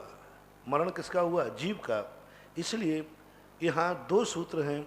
एक स्वयं उपादान बनकर के तुम्हारा उपकार कर रहा है, दूसरे सूत्र में निमित्त बनकर के उपकार कर रहा है। ये दोनों पुद्गल के उपकार इसलिए कहे गए। परस्परोपग्रहो जीवानाम। जीव जो है, जीव जीव का उपकार करता है ऐसा बात नहीं, पुद्गल का भी करता है। लेकिन पुद्गल के उपकार करते समय स्वयं का उपकार देखता है। मान लो पुद्गल का उपकार करने का अर्थ पुद्गल को आकार देना। कई लोग ये बताते हैं परस्परोपग्रहो जीवा का नाम का अर्थ है जीव जीव को उपकार कर रहा है, ऐसा अर्थ निकालते हैं। जीव जीव पर उपकार करता है, नहीं। उपकार का अर्थ यहाँ है हम दूसरे द्रव्य के परिणमन में कारण बनते हैं, प्रेरक भी उदासीन भी। यहाँ उपकार करने का अर्थ सुख देना ही नहीं है, क्योंकि दुख भी उपकार में गिना है, दुख भी उपकार में गिना है। इसी प्रकार यहाँ परस्परोपग्रहो जीवा नाम का अर्थ बिल्कुल सभी लोग यही लगा रहे जीव जीव पर उपकार, नहीं, ये नहीं है। परस्परोपग्रहो जीवा नाम का अर्थ है जो द्रव्य जीव जिस पर उपकार करता है वो उपकार चाहता भी है। घड़ा बनाया, मिट्टी थी, अब मिट्टी घड़ा कभी नहीं बनती, जीव ने उसको घड़ा बनाया, तो घड़ा रूप आकार देने का उपकार जीव ने किया कि नहीं? लेकिन क्यों किया? परस्पर उपग्रहो जी ने। लकड़ी का उसने पाटा बना दिया, लकड़ी का भी पाटा बनती नहीं, लेकिन उपकार स्वयं का नहीं थे। ऐसा जीव एक भी कार्य नहीं करता जिसमें स्वयं का कोई स्वार्थ ना हो। पुद्गल में भी उपकार करता है, लेकिन स्वयं का स्वार्थ है। कितने पुद्गलों को परिणमन कराता है? एक पेड़ लगाता है, पेड़ के लिए पेड़ लगाता है कि अपना स्वार्थ रहता है? फल के लिए, छाया के लिए, हरियाली के लिए। जो घास से उसको मतलब नहीं रहता उसको उखाड़ के फेंक देता है, गाजरी घास उखाड़ के फेंक देता है, कोई मतलब नहीं। यानी जीव परस्परोपग्रहो का नाम अकेला जीव में मत लगाना। जीव जिस पर उपकार करेगा उससे उपकार जरूर चाहेगा, हो भी नहीं सकता, और मिलेगा ही मिलेगा। दुख रूप ले लीजिए, किसी भी चीज को मिटाएगा साथ में स्वयं मिटेगा। जीवा जीवाधिकरण, जीवा जीवाधिकरण। एक पत्थर को उसने कुचल दिया, तो जिस समय उसने पत्थर को कुचला उस समय उसको कोई कर्मबंध हुआ कि नहीं? तो मात उसको उसमें ही क्रिया होना चाहिए, इसमें नहीं होना चाहिए। इसमें कोई क्रिया नहीं होना चाहिए। उसको मिटा दिया, मिट गया, लेकिन उसको मिटाते इसको भी कर्मबंध हुआ।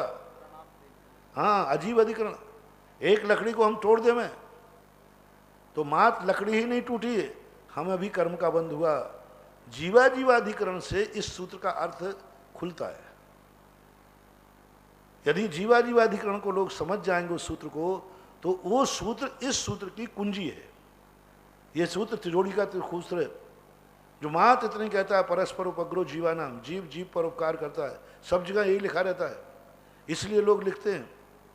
लेकिन जीवा जीवाधिकरण की चाबी इसमें लगाएंगे तो फिर ये सूत्र खुल जाएगा, और इतना बढ़िया खुलेगा कि देखो जीव पुद्गल पर भी उपकार करता है, पुद्गल का भी प्रेरक निमित्त बनता है, पुद्गल के लिए भी निमित्त बनता है, लेकिन जब ही बनता है जब उसके उपकार का बदला उसके ऊपर भी, चाहे अच्छा हो अथवा बुरा हो, अच्छा हो या बुरा हो। पुद्गल कर्मणाओं को ये कर्मरूप परिणमन कराता है राग द्वेष आदि भावों के द्वारा, तो इसको भी खुद परिणमन होना पड़ता है। पुद्गल वर्णाएं थी, इसको ज्ञानावरणी कर्मरूप परिणमन कराया, उनमें ज्ञान को ढांकने की शक्ति नहीं थी। कोई भी पुद्गल द्रव्य में क्या ज्ञान को ढांकने की शक्ति है? नहीं है। ये शक्ति किसने दी? जीव ने। तो फिर जीव को भी क्या भोगना पड़ा? उसने स्वयं के ज्ञान को ढांक दिया, उसको ज्ञान को ढांका। इसी प्रकार सुखरूप, उसको तुमने साता, किसी जीव को सुखी करने की शक्ति पुद्गल में नहीं है, जीव ने सुखी करने की शक्ति दी उसमें, उस पुद्गल ने इसको सुखी कर दिया। देख लो, हमने दी उस पुद्गल स्कंद में, पुद्गल वर्णा में, जिनमें कभी साता देने की शक्ति नहीं है पुद्गल जीव में, लेकिन हमने अपने परिणामों के माध्यम से उसमें साता की शक्ति डाली, और उसमें साता की शक्ति डाली, उस साता का प्रभाव मेरे ऊपर पड़ा, मैं सुखी हो गया। मैंने किसी को दुख देने की शक्ति पुद्गल में नहीं है, मैंने पुद्गल परमाणु में दुख देने की शक्ति डाली, दुख देने की, उन दुखों ने मुझे दुख कर दिया, दुखी कर दिया। ऐसे 148 कर्मों में लगा लेना।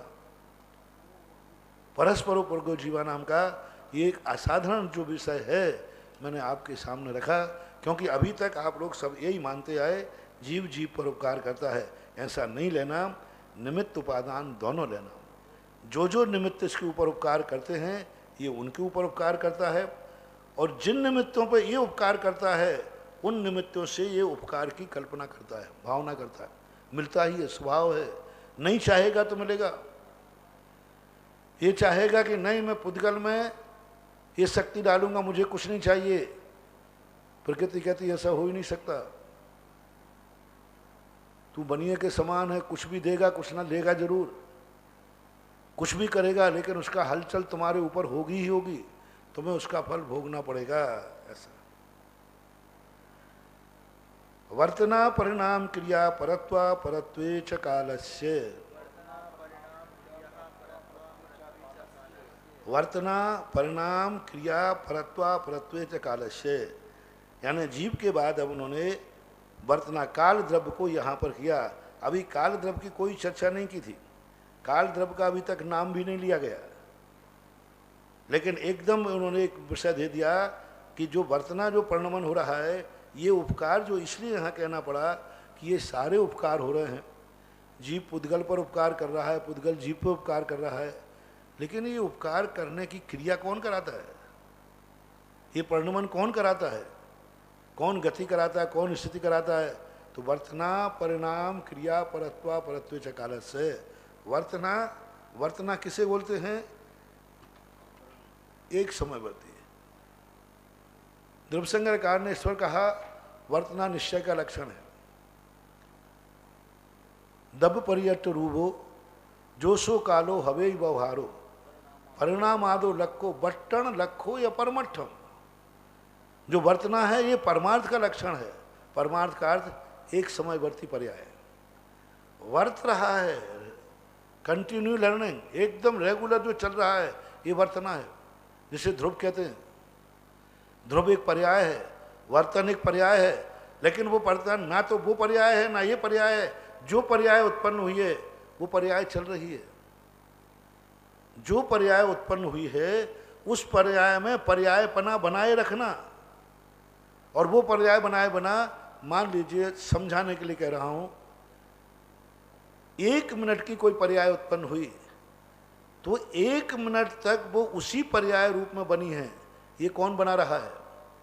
अब 1 मिनट में 60 सेकंड होते हैं, 1 सेकंड में असंख्यात समय होते हैं। उस एक समय वर्ती पर्याय को भी एक समय बनाए रखना, और उसमें भी एक सा नहीं बनाए रखना, एक स्वभाव वाली बना के रखना। यानी 1 मिनट तक जैसे अपन लोग यूँ मान लें गति के रूप में ये चल रहे हैं। अब यहाँ से यहाँ तक अपना क्षेत्र है, तो यहाँ से यहाँ तक जो बनाए रखना उसको स्वरूप में ये वर्तना कहलाती है, यही ध्रुव कहलाता है। वर्तना कहो ध्रुव कहो ये एक ही बात है। वर्तना एक समय वर्त यानी प्रति समय होता है, वो एक कील के समान है वर्तना। ये स्वरूप यहाँ से निकल जाओ, अपने स्वरूप को मत भूलना। जब तक जो पर्याय बनी रहेगी वो अपने स्वरूप को नहीं भूलेगी, ये वर्तना का काम है। इसलिए समझाने के लिए वर्तना को एक समयवर्ती पर्याय को वर्तना कहते हैं, लेकिन ये लक्षण भी ठीक नहीं है। उत्पाद व्यय, उत्पन्न होना मिटना, फिर रहने का नाम क्या है? आगे परिणाम कह दिया, वर्तना परिणाम। परिणाम का अर्थ क्या है? परिणमन। क्रिया का अर्थ है न क्रिया, और परत तो नया पुराना। पर रहने का नाम क्या है? रहने का नाम है वर्तना, ध्रुव। पर्याय रहेगी कि नहीं? एक समय रहे, लेकिन एक समय में है तो सही। एक समय अस्थि रूप है कि नास्ति रूप है? अस्थि रूप है। तो वो अस्थि रूप कौन बनाए हुए है? वर्तना। और परिणाम किसे कहते हैं? परिणमन करना, स्थिर नहीं रहना, पर्याय चलती रहे। एक समयवर्ती पर्याय में भी असंख्यात अविभागी प्रतिषेध होते हैं। अनंत अविभागी, संख्यात नहीं, अनंत अविभागी प्रतिषेध हैं। यानी उसका भी अनुभव की अपेक्षा अनंत भाग हैं। एक समयवर्ती पर्याय में भी अनुभाग अनंत रूप होता है, अनंत अनुभाग रूप होता है। हाँ, समय का हम अब विभाग नहीं कर पा रहे इसलिए है, लेकिन अनुभव की अपेक्षा एक समय भी एक काल है, और एक समय तक उसमें कायम बने रखना। और दूसरे समय पर्याय आएगी, उस समय भी वह अपने आप में कायम बनी रहती है, उसको बोलते वर्तना। और परिणाम मैंने बता ही दिया, परिणमन करना, स्थिर नहीं रहना, क्रिया चलाते रहना। बहुत अंतर आ रहा है। क्रिया चल रही है, रुको मत, रुको मत। क्रिया में गति बनाए रखना वर्तना है, क्रिया करते रहना क्रिया है, मिट जाना परिणमन कर देना परिणाम है, और नया पुराना हो जाना ये परत्वा परत्व है। बहुत सूक्ष्म है। इस सूत्र को समझने के लिए बहुत लोगों के लिए बहुत मेहनत करना पड़ती है, समझ में ही नहीं आता, क्योंकि सब एक जैसे ही दिख रहा है, लेकिन बहुत अंतर है। मैंने समझाने का प्रयास किया है, एक चीज को गतिमान बनाए। ये जो चल रहा है, अभी जो चल रहा था वो नया आ गया, ये परिणाम हो गया, और परिणाम भी चल रहा है, ये क्रिया हो गई, और क्रिया होते ही ये मिट गई, उधर दूसरी आ गई। वो बच्चे लोग खेल खेलते ना, एक सांप जाता है दूसरा आ जाता है। बच्चे बोल रहे थे गेम्स खेलते हैं, हाँ कोई सांप, वो एक सांप कहीं जाएगा उतर दूसरी तरफ दूसरा निकल आएगा, तो ये तो पुराना हो गया वो नया हो गया। और इस पूरे दोनों क्रमों में जो कंटिन्यूपना निरंतरपना बनाए रखा वो वर्तना कहलाती है। निरंतरता बनाए रखना वर्तना है।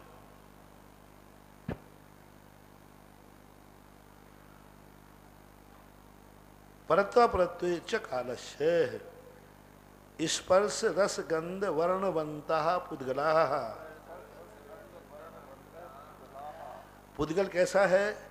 स्पर्श रस गंध वर्णवंता वाला है, वर्ण वाला है, यानी पुद्गल इनसे संयुक्त है, इन वाला है। अब देखो पुद्गल का भी स्वभाव, पुद्गल का तत्व क्या है?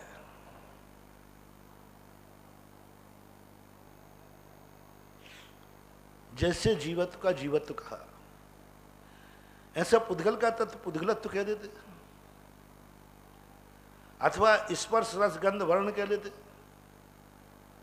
लक्षण क्यों नहीं बना रहे स्पर्श रस गंध वर्ण को? वाला क्यों कह रहे? और यदि वाले को आप लक्षण मानते हो तो जीव का लक्षण बनाते उपयोग वाला। उपयोग वाला नहीं कहा, लक्षण कहा है। यहाँ स्पर्श रस गंध वर्ण पुद्गल के लक्षण नहीं कहे, नहीं कहे, नहीं कहा, उपयोग वाला नहीं कहा। उपयोग लक्षण है ये बाला है, उस यानी बाला कहलाता है टाइटल, स्पर्श रद गंध वर्ण वाला है पुद्गल। लेकिन तत्व क्या है इसका? स्पर्शत्व, अजीवत्व। पूरन ग्रहण किसी आचार्य, तो पूरन ग्रहण तो उसका स्वभाव है, तत्व नहीं है। तत्व क्या है? पुद्गल का तत्व बताओ क्या है?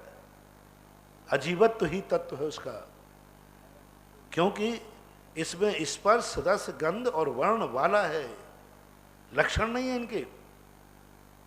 ये चार लक्षण नहीं मानना, ये उसके गुण मानना। एक बार मैंने कहा भी था, लक्षण और गुण में बहुत अंतर है। उपयोग को लक्षण बनाया है, ज्ञान दर्शन को गुण कहा है। उपयोग लक्षण है, ज्ञान दर्शन लक्षण नहीं है। ज्ञान दर्शन गुण है और उपयोग लक्षण है। तो इसी प्रकार यहां पर स्पर्श रस गंध वर्णवंता पुद्गला, ये बाला पुद्गल है। ये पुद्गल के लक्षण नहीं है, ये पुद्गल का नेचर है, स्वभाव है। स्वभाव और लक्षण में बहुत अंतर होता है। लक्षण स्वभाव रूप हो ऐसा कोई नियम नहीं है। लक्षण का मात्र इतना ही लक्षण है, अन्य द्रव्यों से जो व्यतिरेक होवे, अलग करे, वह लक्षण होता है। होकर के भी नहीं कह रहे आचार्य। स्पर्श रस गंध जो है ये गुण है, ये बाला है, इससे युक्त है, लक्षण नहीं। अभी आगे जाके कहेंगे द्रव्य कौन है? गुण पर्याय वाला द्रव्य, लेकिन गुण पर्यायों को लक्षण नहीं बनाएंगे। ये पिछी वाला है, लेकिन पिछी वाला लक्षण नहीं बनेगा। ये धन वाला है, धन वाला लक्षण नहीं बनेगा। बनेगा तो एक देश बनेगा, पूर्णता लक्षण नहीं बनेगा। वाला शब्द कहना लक्षण के प्रतीक में नहीं आता। बाला उसके लिए एक असाधारण गुण बन सकता है। अन्य जीवों में पिछी वाला, तो वही सबके पास पिछी नहीं है इसलिए है। और 10 पिछी वाले आ गए तो पिछी वाले को ये दे के आ जाओ, पिछी वाले को दे के आ जाओ। यहाँ 3 बैठे 5 बैठे हो, किसको दें? लक्षण कहाँ बना? तो फिर मोटा मोटा लक्षण का हो ना, फिर लक्षण बदलना पड़ता है। सूक्ष्मता की बातें हैं ये, साधारणता तो मानते ही हम। स्पर्श गंध वाला जो होता है पुद्गल होता है, पूरन गलन स्वभाव वाला होता है। वो पूरन गलन स्वभाव है उसका, लक्षण नहीं है। और पूरन गलन तो ये सभी द्रव्यों को लक्षण है। उत्पाद व्यय है, पूरन गलन है क्या? पूरन गलन तो स्कंद का लक्षण है। स्कंद पूरन गलन होना स्कंद का लक्षण है। ये तो कौन सा द्रव्य पूरन गलन नहीं हो रहा है? सभी में उत्पाद व्यय हो रहा है। ये रूढ़ अर्थ हो गए। शब्द बंध सूक्ष्म स्थूल संस्थान भेद तमत छाया तपोद्योतवंताश्य।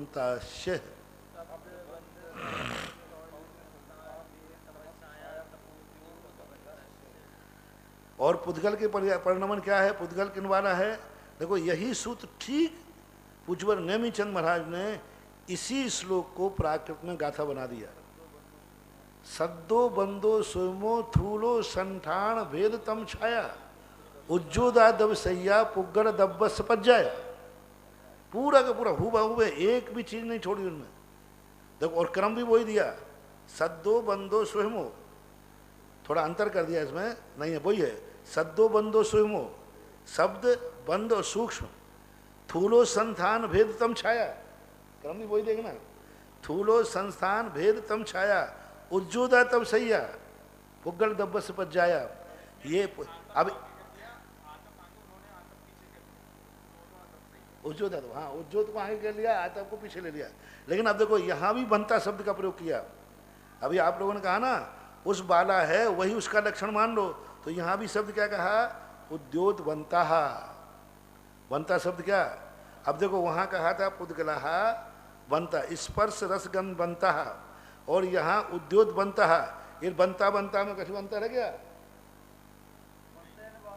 तो बाला है, ये भी सब लक्षण हो गए। अरे लक्षण मानो, तुमने कहा कि उस बाला है तो शब्द वाला है, बंद वाला है, सूक्ष्म वाला है, स्थूल वाला है, संस्थान वाला है, भेद वाला है, तम छाया उद्योत आतप वाला है। और जो जो वाला है वो सब लक्षण है नहीं, पर्याय बन सकती हैं। जो जो पर्याय हैं वे सब लक्षण हैं ऐसा नहीं।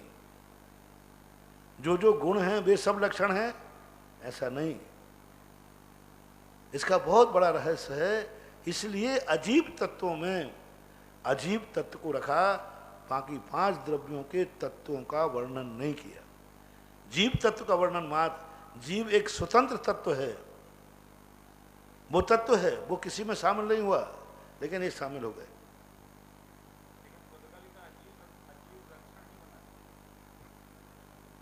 पुद्गल का लक्षण नहीं, पुद्गल का जो तत्व है, पुद्गल का जो पहचान है वो अजीवत्व से पहचान है। उसका तत्व जो भाव है वो है स्पर्श रस गंध, तो उसके गुण हैं।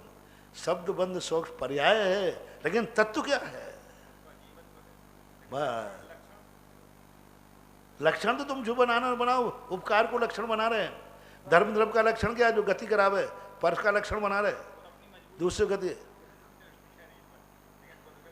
बन ही नहीं रहा है। शब्द बंध सौक्ष बंध बनता पुद्गला, शब्द बंध सौक्ष में स्थल संतान बनता पुद्गला, तो मुझे तो ये भी लक्षण है। जहां जो जो शब्द हैं वे सब पुद्गल हैं, है ही स्पर्श है। लेकिन जो जो पुद्गल हैं वे सब शब्द हैं, तो लक्षण तो अविनाभावी होता है। जहां जहां ज्ञान दर्शन है वहां वहां जीव है, जहां जहां जीव है वहां वहां ज्ञान दर्शन है, ऐसा नहीं बनता। तो इसलिए बातें विचारणी बन जाती हैं। स्पर्श रसगंध वर्ण के साथ फिर भी बना सकते हैं कि जहाँ जहाँ स्पर्श रसगंध वर्ण है वहाँ पुद्गल तो जरूर है, अविनाभाव है, लेकिन आचार्यों ने लक्षण के रूप में उसको स्वीकार नहीं किया, तत्व के रूप में स्वीकार नहीं कर रहे हैं। जैसे ज्ञान दर्शन को तत्व के रूप में उपयोग बना दिया, ऐसा इनका लक्षण रूप में स्वीकार नहीं कर रहे हैं।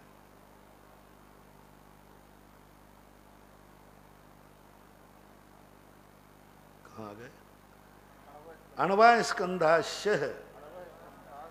अब पुद्गल के 2 रूप होते हैं, एक अणु रूप में भी और स्कंद रूप में भी।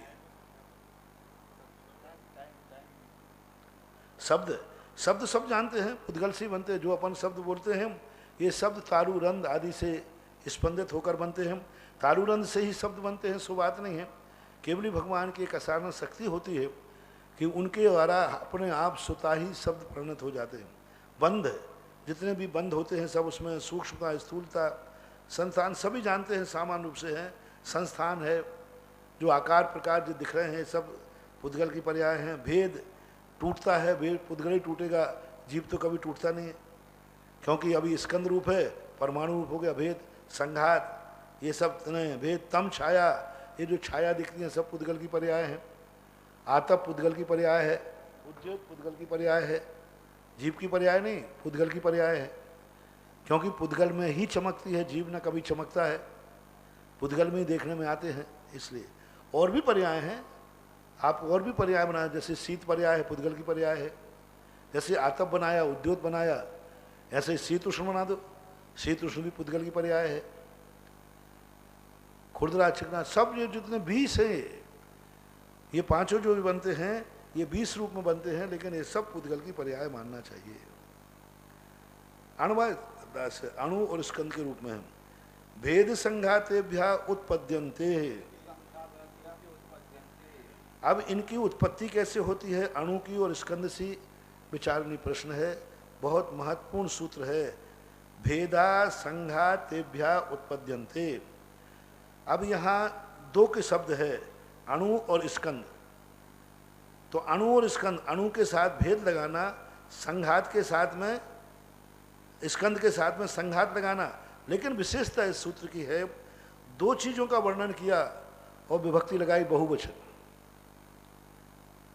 2 चीज के वर्णन करते ही यहां कहना चाहिए भेद संघातौ,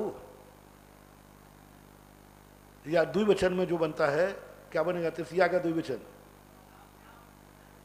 भ्याम बनता। तो भेद संघात तेभ्याम ताभ्याम, भेद संघाताभ्याम बनना चाहिए था।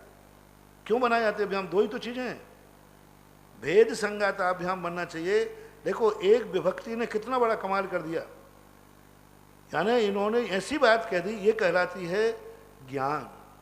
इसको बोलते हैं प्रत्युत्पन्न मति, इसको बोलते हैं। ऐसे ही नहीं ये आचार्य महाराज पूछ गए, ऐसे ही नहीं जो आज तक जीवित हैं, आज तक हजारों साल के बाद इनका सूत्र जीवित है। देखो एक शब्द में दो बातें कहना थी और तृतीय विभक्ति लगा दी। ये कोई सम्मान सूचक नहीं है, इसी में है, सुनिए अभी, ये कोई सम्मान सूचक नहीं। नहीं तुम कहो कि वो महाराज बहुमान के लिए लगा दिया, यहाँ कोई बहुमान नहीं है। तीसरा अर्थ छुपा हुआ है यहाँ पर भेद संघात से और भेद संघात से, यानी अणु और स्कंद की उत्पत्ति 3 से होती है। वो तीसरा बताने के लिए मिश्र शब्द का प्रयोग भी कर सकते थे, मिश्र शब्द का भेद संघात, लेकिन नहीं, एक साहित्य की कला दिखाना है। जैसे हर कलाकार अपनी एक नई कला दिखाना चाहता है, इसी प्रकार साहित्यकार भी एक अपनी नई कला दिखाना चाहता है। सीधा कहता है भेद संघात अभ्याम, कह सकते थे क्या फर्क, लेकिन उन्होंने विभक्ति लगा दी। अब उनसे कह दिया तुम देखो कितने पढ़े लिखो, मैंने तो बुद्धिमान बन के लिखा है, अब पढ़ने वाला बुद्धू है कि बुद्धिमान, ये इस सूत्र में पकड़ा जाएगा। ये सूत्र के अंतर्गत 90% पकड़े जाएंगे।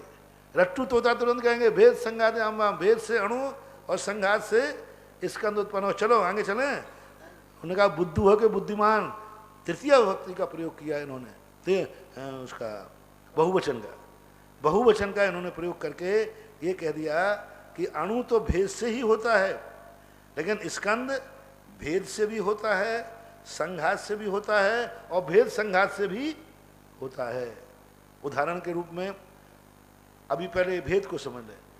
इतना बड़ा इन्होंने अपना सिद्धांत के लिए चिंतन करने का वचन दे दिया। अभी तक शास्त्रों में ये पढ़ा था, कुछ परमाणु ऐसे हैं जो कभी स्कंद को प्राप्त हुए नहीं और होंगे भी नहीं। उज्ज्वल अकलंग स्वामी राजवाड़, जैसे जीव होते हैं, कुछ जीव निगोश से निकले नहीं और आगे निकलेंगे भी नहीं, ऐसे ही पुद्गल परमाणु हैं। उन परमाणुओं की चर्चा उन्होंने क्यों नहीं की, वो उसको छोड़ दिया। ये कह रहा है परमाणु जब भी है स्कंद से आया है, यानी ओरिजिनल पुद्गल कभी होता ही नहीं है। ओरिजिनल पुद्गल की उत्पत्ति होती, वो ओरिजिनल पूर्वज त्रिकाली नहीं होता। इनके अनुसार कोई भी परमाणु त्रिकाली नहीं है, यानी पुद्गल द्रव्य का अस्तित्व है ही नहीं स्वभाव रूप में, विभाव से स्वभाव में आता है। पहले विभाव रूप होता है फिर स्वभाव रूप में, यानी भेद का अर्थ क्या है, संघात से टूट करके अणु बनता है। तो वो तो खंडन हो गया ना कि कुछ परमाणु अनंत काल से ऐसे हैं जो आज तक स्कंद नहीं बने और बनेंगे भी नहीं, वह मत उज्ज्वल को इष्ट नहीं है। इनका स्पष्ट कहना है कोई परमाणु ऐसा नहीं जो स्वाभाविक रूप से पुद्गल शुद्ध रूप में था और शुद्ध रूप में रहेगा। हर पुद्गल शुद्ध बनता है, जैसे मनुष्य, जीव आज तक कोई जीव शुद्ध नहीं रहा, अशुद्ध से शुद्ध बनता है। ऐसे ही पुद्गल भी स्कंद से अणु बनता है। इस सूत्र से उज्ज्वल की यह धारणा प्रतीत होती है, लेकिन अन्य आचार्य महाराज इसको स्वीकार करें ऐसा कोई नियम नहीं है।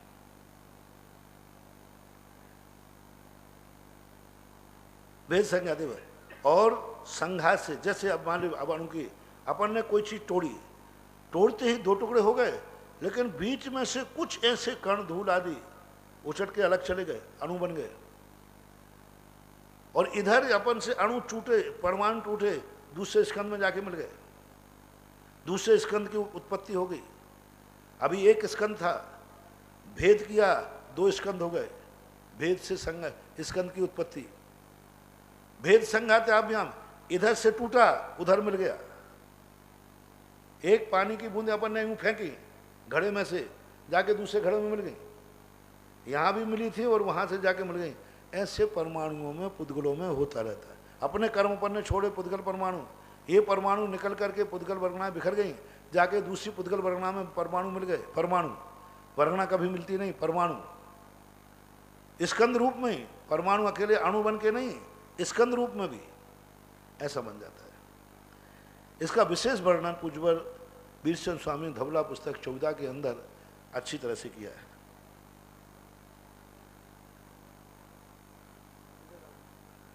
भेदादणु यानी स्कंद की उत्पत्ति भेद संघात और भेद संघात से होती है, लेकिन अणु की उत्पत्ति 3 से नहीं होती। अणु की उत्पत्ति नियम से भेद से ही होती है। भेद संघाताभ्याम चाक्षुषा, भेद और संघात के द्वारा चाक्षुष होता है। यानी जो स्कंध हैं जो भेद और संघात के द्वारा मिलते हैं वे ही चाक्षु के द्वारा यानी आंखों से देखने में आते। सभी देखने में आए ऐसा विषय नहीं, लेकिन चाक्षु से जो देखने में आते हैं भेद और संघात के द्वारा देखने में आते हैं। सद द्रव्य लक्षणम, सत जो है द्रव्य का लक्षण है, मूल शब्द है सत, सद बन गया वो। द्रव्य लक्षणम, द्रव्य का लक्षण है। उत्पाद व्यय ध्रुव युक्तम सत। अब देखो लक्षण का भी लक्षण, लक्षण का भी लक्षण बनाना है। अभी पहली बार बना रहे और किसी भी चीजों में ऐसा आज तक नहीं हुआ। सभी लक्षण बनाए, लक्षण लक्षण समझ में आ गया। उपयोगो लक्षणम, अब उपयोग का लक्षण क्या, ऐसा बनाना नहीं पड़ा। लेकिन यहां सद्रव्य लक्षण, ये सत क्या है? उत्पाद व्यय ध्रुव युक्तम सत। अब फिर प्रश्न आ रहा है उत्पाद व्यय ध्रुव क्या है? आ सकता है। एक शौक आता ना, एक बच्चे से पूछा भाई तुम्हारा घर कहाँ है? बोले टेलर की दुकान के सामने। बोले टेलर का घर कहाँ है? बोले मेरे घर के सामने। ये दोनों कहाँ हैं? आमने सामने। अब यही स्थिति इनकी है। सत द्रव्य लक्षण है। सत क्या है? उत्पाद व्यय ध्रुव। अब उत्पाद व्यय ध्रुव में भी अब ये अटक जाओगे, फिर लक्षण क्या है? उत्पाद व्यय ध्रुव युक्तम शत। तो उत्पाद व्यय ध्रुव युक्तम शत, ये उत्पाद भी पर्याय है, व्यय भी पर्याय है, ध्रुव भी पर्याय है, इनसे युक्त है सत। सत का लक्षण नहीं है। उत्पाद व्यय ध्रुव सत का लक्षण नहीं है, युक्त है। जैसे स्पर्श रस गंध वर्ण पुद्गल के लक्षण नहीं है, उन वाला है वो, उनसे युक्त है। संस्कृत के बड़े बड़े विचारणी हैं। स्पर्श रस गंध युक्त है, वाला है। जैसे ये धन वाला है तो धन से युक्त है, धन इसका लक्षण नहीं है। लेकिन धन वाला है कि नहीं? लेकिन धन वाला इसका लक्षण नहीं हो सकता। ऐसे ही यहां पर वो कह रहे हैं कि उत्पाद व्यय युक्त है, सत का लक्षण नहीं, युक्त है। उत्पाद व्यय ध्रुव, ध्रुव समझने लायक होता है। ध्रुव का जो मैंने कहा, इस पर्याय उस पर्याय के बीच में रेगुलर पना बनाए रखना, स्वरूप बनाए रखना, गैप न पड़ जाए। एक पर्याय दूसरे पर्याय के बीच में गैप न पड़ जाए, उस गैप की पूर्ति नहीं होने देना, ये ध्रुव रूप परिणाम है। ध्रुव द्रव नहीं है, ध्रुव गुण नहीं है, ध्रुव भी परिणाम है, ध्रुव भी तत्व है, ध्रुव भी पर्याय है। और जब ध्रुव परिणाम है तो परिणाम तो परिवर्तनशील होता है, लेकिन परिवर्तनशील होकर के भी वह दो परिणामों को जोड़ने वाला होता है, ऐसा मानना चाहिए।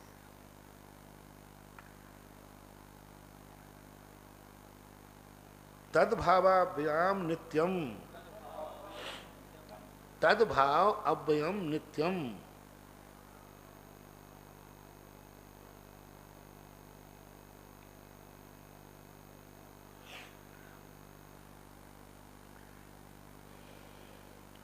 जो उत्पाद व्यय ध्रुव है, देखो ये यही जवाब मिल गया यहाँ पर। तद्भाव, वह भाव है जो नित्य है। भाव भी नित्य कैसे हुआ? भाव भी नित्य कैसे हुआ? भाव तो परिवर्तनशील है। भाव नित्य कैसे हुआ? भाव नित्य कैसे हो सकता है? यही तो विशेषता है। जो भावपना है वो नित्य है, पर्याय नित्य नहीं है, पर्यायपना नित्य है। पर्याय को नित्य कहना, पर्याय पने को नित्य कहना, बहुत अंतर है। यानी एक भी समय के लिए द्रव्य पर्याय से रहित नहीं है। पर्याय पना, द्रव्य के अंदर पर्याय पना यानी भाव हमेशा नित्य बना रहता है। अब तुम किसी एक पर्याय को लगाओगे तो व्यतिरेकना पर्याय, पर्याय तो मिटेगी लेकिन पर्याय पना नहीं मिटेगा। पर्याय पना नहीं मिटेगा। ज्ञान दर्शन बदलेगा लेकिन ज्ञायकपना नहीं मिटेगा। ज्ञायकपना नहीं मिटेगा। मति शुद्ध ज्ञान बदलेंगे लेकिन जाननहारा नहीं मिटेगा। मति आएगा, शुद्ध आएगा, अवधि ज्ञान आएगा, लेकिन जानने रूप जो परिणाम है, भाव ज्ञान है क्या कि जानना है? जानना, वो जानना नहीं मिटना चाहिए। मत ज्ञान है कि शुद्ध ज्ञान है कि अवध ज्ञान है कि केवल ज्ञान है कि मना पर्याय है, हमें इससे कोई लेना नहीं। जानना पना नहीं मिटना चाहिए। अब जानना, द्रव्य कहूं के गुण कहूं के पर्याय कहूं, जानना, जानना क्रिया है, जानन क्रिया है। तो क्रिया द्रव्य है कि गुण है कि भाव है? भाव है। अभी पहले के आगे आए, वर्तना परिणाम क्रिया परत्वा परत्व काल से, ये क्रिया है, ये काल द्रव्य का उपकार है। तो जो क्रिया अपने अंदर बन रही है वो क्रिया भाव है, लेकिन नित्य है। क्रिया नित्य है, क्रिया करने वाला नित्य नहीं है। क्रिया करने वाली तो पर्याय है, क्रिया करने वाला नित्य नहीं है, क्रिया नित्य है, ऐसा मानना चाहिए।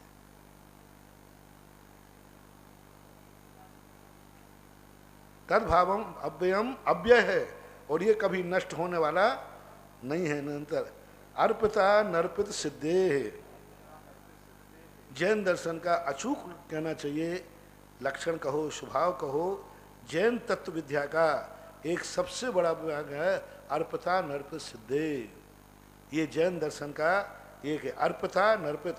एक वस्तु में जब दो चीजें होती हैं तो वक्ता के ऊपर आधारित है कि उसमें वह किसको मुख्य कर रहा है, किसको गौण कर रहा है। मुख्य करने का अर्थ दूसरे का अभाव नहीं, और गौण करने का अर्थ है दूसरे को सद्भाव नहीं। सद्भाव दोनों का है, विवक्षा एक की है। स्निग्ध रूक्षत्वात् बंधा, अब बंध की विवक्षा आती है।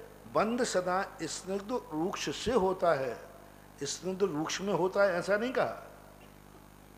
सामान्य लोग एक बनाते हैं स्निग्ध का रूक्ष में बंद होता है, नहीं, स्निग्ध और रूक्ष से बंद होता है, स्निग्ध और रूक्ष में बंद नहीं होता। अब यहाँ विशेषता है, देखो पुद्गल के 20 गुण, स्पर्श रस गंध और वर्ण, 8 स्पर्श के, 5 रस के, 5 वर्ण के और 2 गंध के, ये टोटल मिला के कितने हो गए? 20 हो गए। 7, तो ये 7 हो गए। नहीं, स्पर्श रस गंध वर्ण 4 के क्या नाम, 4 के 20 हो जाते हैं, 20 हैं। तो ये 20 में से 2 ही बंद होते हैं, 2 से बंद होता है। पुद्गल के ये सारे हैं, लेकिन बंद कराने वाले स्निग्ध रूक्ष हैं। ये स्निग्ध रूक्ष 20 में है कि नहीं है? पर बंद कराने वाले ये 2 ही हैं, और नहीं है। और स्पर्श में भी और भी हैं, हल्का भारी है, उष्ण शीत उष्ण है, ये सब बंद के कारण नहीं है, स्निग्ध रूक्ष ही बंद होता है। न जघन्य गुणानाम। अब ये व्याख्या जब तक कोई तत्व का ज्ञाता नहीं जानेगा, इन सूत्रों से अर्थ कभी नहीं निकाल पाएगा। जघन्य गुण को समझाने का प्रयास करता हूं। निश्चित हो गया स्निग्ध और रूक्ष से ही बंद होता है, इन दोनों से बंद होता है। और यूं कहें, अब स्निग्ध और रूक्ष गुण वाले 2 द्रव्यों में बंद होता है, स्निग्ध रूक्ष में बंद नहीं होता। स्निग्ध रूक्ष तो एक गुण है, गोंद नहीं चिपकती, गोंद चिपकाती है, 2 को चिपका देती है। इसी प्रकार स्निग्ध और रूक्ष जो हैं 2 द्रव्यों को, 2 पुद्गल परमाणु को चिपकाते हैं। ना जघन्य गुणाना, गुण किसे कहते हैं यहाँ? गुण ना तो स्पर्श लेना, ना गंध लेना, ना वर्ण लेना, कुछ नहीं, ये कहलाता है अंश, शक्त्यंश। तो जघन्य गुण में स्निग्ध और रूक्ष, स्निग्ध स्निग्ध, रूक्ष और रूक्ष, ये 4 भेद करो। 2 परमाणु हैं, 2 स्निग्ध वाले हैं, 2 परमाणु हैं, 2 रूक्ष वाले हैं, 2 परमाणु हैं स्निग्ध रूक्ष वाले हैं, 2 परमाणु हैं रूक्ष स्निग्ध वाले हैं। अब ये दोनों की शक्त्यंश जघन्य रूप से है। जघन्य यानी एक जघन्य अवस्था में विद्यमान है। इसमें स्निग्धता तो है लेकिन जघन्य है, और दूसरा भी स्निग्ध वाला है, जघन्य है। इन दोनों का बंध नहीं होगा। एक विसदृश बंध, बंध 2 प्रकार के, सादृश बंध और विसदृश बंध। स्निग्ध वाला जघन्य में है और रूक्ष वाला भी जघन्य में है, तो बंध को प्राप्त नहीं होगा। शक्ति कह रहा हूं, शक्ति। अब यहाँ दूसरी व्याख्या, ये व्याख्या में सभी आचार्य एक मत है, कोई भेद नहीं है। अब आगे की बात जाती है सूत्र में, न जघन्य गुणानाम, दूसरे सूत्र में ये सब आचार्य एक मत है। 2 जघन्य गुण वाले दोनों पदार्थ हैं, चाहे वो स्निग्ध हो चाहे रूक्ष हो, इनमें कभी बंद, एक लोटा पानी में एक लोटा आटा डाल दो तो क्या होगा? कुछ नहीं होगा। एक लोटे पानी में एक लोटा पानी डाल दो तो, एक किलो आटे में एक किलो आटा डाल दो तो कुछ नहीं होता, इसका बंद नहीं होगा। सामान्य समझाने के लिए। अब गुण साम्य सदृशानाम, पूज्यवर उमा स्वामी महाराज कहते हैं गुण साम्य में सादृश्य बंद नहीं होता, कम हो चाहे ज्यादा हो, गुण साम्य हो सादृशानाम, गुण साम्य है तो सादृश्य में बंद नहीं होगा। यहां दूसरा अर्थ निकलता है, यानी दो समान गुण वाले, पहली बात तो जघन्य नहीं हो, जघन्यतर हो। जघन्यतर किसे बोलते हैं? एक अंश से अधिक वाले। मान लो दो गुण वाले हैं और दो गुण वाला यदि स्निग्ध आ गया तो साम्य में बंद नहीं होगा, क्योंकि दो गुण इसके हैं दो इसके हैं, बंद की योग्यता है, लेकिन सामने बंधने वाला सादृश्य वो भी स्निग्ध है, इधर रूक्ष है इधर रूक्ष है, तो उनका बंद नहीं होगा सादृश्य वाले में। फिर बंद किस में होगा? अब यहां इन्होंने रहस्य छोड़ दिया, लेकिन उमा स्वामी महाराज जिस बात का उनको समर्थन नहीं करना छोड़ देते हैं, खंडन नहीं करते, ये इनकी एक विशेषता है। वीरसेन स्वामी तो तू राख तन्ना घट दे, ये घटित नहीं होता है। और वीरसेन स्वामी कहते हैं मैं तन्ना घट दे तो नहीं कहूंगा, मैं उसकी चर्चा ही नहीं करूंगा। अब सदृशा नाम कहकर उन्होंने ये शब्द छोड़ दिया कि कोई आचार्य 20 सदृश में साम्य में बंद मानते हैं। सठखंडागामकार वीरसेन स्वामी दो गुण वाले, दो का दो में बंद 20 सदृश मानते हैं, यानी स्निग्ध वाला दो गुण वाला है, रूक्ष वाला दो गुण वाला है तो बंद हो जाएगा, लेकिन स्निग्ध वाला दो गुण वाला है और स्निग्ध भी दो गुण वाला है तो साम्य में बंद नहीं होता है। यहां पर इन्होंने संकेत तो दिया लेकिन स्पष्ट नहीं किया, आगे से इन्होंने अपना बात कर दी। द्विधिका आदि गुणानाम तू, दो अधिक गुण वालों में तू आने नियम से बंद होता है। अब तू शब्द लगा करके अपनी बात की कह दिया और गुण साम्य सदृशा नाम कह के दूसरे आचार्यों का सम्मान भी कर दिया कि मैंने आपकी बात का खंडन नहीं किया है, मैं आपकी बात का खंडन नहीं करूंगा, लेकिन तू शब्द के कह दिया मुझे आपकी बात स्वीकार नहीं है। तू शब्द के लगा दिया उन्होंने, नियम से जब भी बंद होगा दो अधिक गुण वालों में होगा। इसलिए पूज्यवर उमा स्वामी की परंपरा में एक ही बंद है, चाहे सदृश हो चाहे विसदृश हो, चाहे स्निग्ध का स्निग्ध का बंद हो। दो स्निग्ध परमाणु जब भी बंधेंगे जब एक में दो गुण अधिक होंगे, दो का 4 से, 3 का 5 से, 5 का 7 से, दो अधिक होना चाहिए। दो से ज्यादा अधिक है तो भी बंद नहीं होगा, 2 का 5 से बंद नहीं होगा, दो अधिक होना चाहिए। दो इसमें 3 का बंद हो जाए, मतलब दो अधिक हो 4, दो इसमें है उसमें 4 है तो बंद हो जाएगा, 5 हो गए तो बंद नहीं होगा, नहीं होगा ऐसा, क्योंकि उसमें एक पने में ज्यादा गीलापन हो जाएगा ना, तो दो ही ज्यादा हो, ज्यादा पानी डाल दिया तो आटे में 2 लोटा, 1 लोटा आटे में 1 टंकी भर पानी डाल दिया तो बंद नहीं होगा। कड़ी ना, कड़ी नहीं बनेगी, लपसी बन जाएगी, क्या पता क्या बन जाएगी। तो उन्होंने पूज्यवर उमा स्वामी महाराज कहते हैं नहीं, दो अधिक में ही बंद होगा, 2 का 4 से बंद होगा, 3 का 5 से बंद होगा, 5 का 7 से बंद होगा, चाहे वो सदृश हो अथवा विसदृश हो। लेकिन अन्य आचार्य जो सठखंडागमकार हैं वो कहते हैं सादृश्य बंद तो 2 अधिक का ही होगा, लेकिन विसदृश बंद 2 का भी होता है, बराबर 2 का भी होता है, 2 3 का भी होता है, 2 4 का भी, 2 8 का भी होता है, 2 10 का भी होता है, 2 संख्यात का भी होता है, 2 असंख्यात का भी होता है, 2 अनंत का भी होता है। उन्होंने स्पष्ट उल्लेख किया विसदृश होना चाहिए, इसने के 2 हैं और रूक्ष के 8 हैं, बंद हो जाएगा विसदृश होने। तो सठखंडागम की परंपरा के अनुसार विसदृश में 4 बंद होते हैं और पूज्यवर उमा स्वामी महाराज के अनुसार यहाँ पर जो बंद होते हैं मात सदृश विदृश में द्वैत का आदि गुणानाम तो दो ही बंध होते हैं। बंधेदि कहू पार नाम कौच,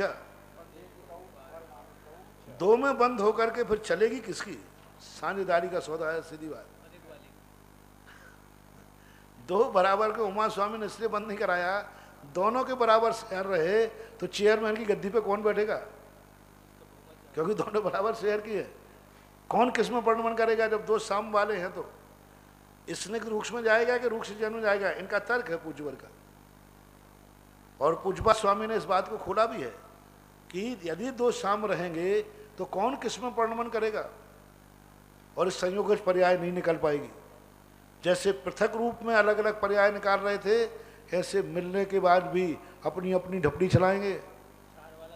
यदि सब लोग बराबर के हो जाएं तो मिलकर के भी सबकी अपनी अपनी ढपड़ी चलेगी, क्योंकि कोई किसी का मानने को तैयार नहीं है। कौन किस में ढलेगा? कौन किस? तो बड़ा तो मानने को तैयार नहीं, क्योंकि साम है। क्या कर दिया उन्होंने? नहीं, वहां तो बराबर कर दिया ना उन्होंने। नहीं, साम का बंद क्यों नहीं होता? साम का बंद क्यों नहीं होता? उनका बंद होके करके करेंगे क्या? कौन किसमें वर्णमन करेगा? वर्णमन तो जब ही होगा जब एक अधिक गुण वाला हो और एक कम गुण वाला हो। तो ऐसा बंद करने के लिए कहा कौन किसमें ढलेगा? जिसका गुण ज्यादा है। यदि रूक्ष का गुण ज्यादा है तो इसने रूक्ष में ढल जाएगा, और इसने का गुण ज्यादा है तो रूक्ष इसने में ढल जाएगा। जो गुण वाला है गुणहीन गुण वाले में ढल जाएगा। वो चेयरमैन बैठेगा, वो उसकी बात को मानेगा, क्योंकि स्वाभाविक मानेगा, क्योंकि वो दो गुण अधिक वाला है। इसी प्रकार की व्यवस्था को लेकिन गुण वाली अधिक हो, गुण मीठा वो ज्यादा है तो उसमें मिल जाएगा। गुण पर्याय व द्रव्यम, यहां बंदेद के पारनाम का शब्द का पारनामिक मत लेना स्वभाव। यहां पारनामिक का अर्थ स्वभाव नहीं लेना, परिणमन लेना। नहीं तो तुम पारनामिक भाव बता के आए ना, पारनामिक यानी स्वाभाविक। यहां पारनमन का अर्थ है परिणमन करना। गुण पर्याय व द्रव्यम, तो द्रव्य क्या है? गुण पर्याय वाला है। वद यानी वाला। अब देखो, गुण पर्याय वाला द्रव्य कहा, लेकिन गुण पर्याय को लक्षण नहीं बना रहे हैं। स्पर्श रस गंध वर्ण बनता है, और यहाँ बद दोनों एक ही अर्थ है। वहाँ भी वाला है, यहाँ भी है, लेकिन गुणों पर्याय द्रव्य का लक्षण नहीं है, गुण पर्यायों से युक्त है, वाला है। जैसे मैंने कहा धनी लक्षण नहीं है, लेकिन धनी है, वो धन वाला है। ऐसे यहाँ मान लेना चाहिए।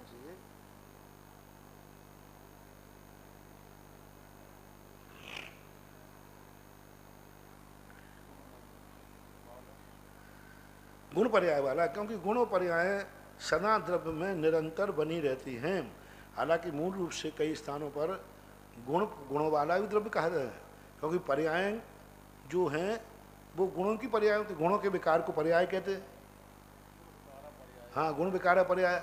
लेकिन पूज्यवर उमा स्वामी महाराज को ये परिभाषा इष्ट नहीं थी, क्योंकि पूज्यवर ये मानना चाहते हैं द्रव्य की भी पर्याय होती है, गुणों की ही पर्याय होती है।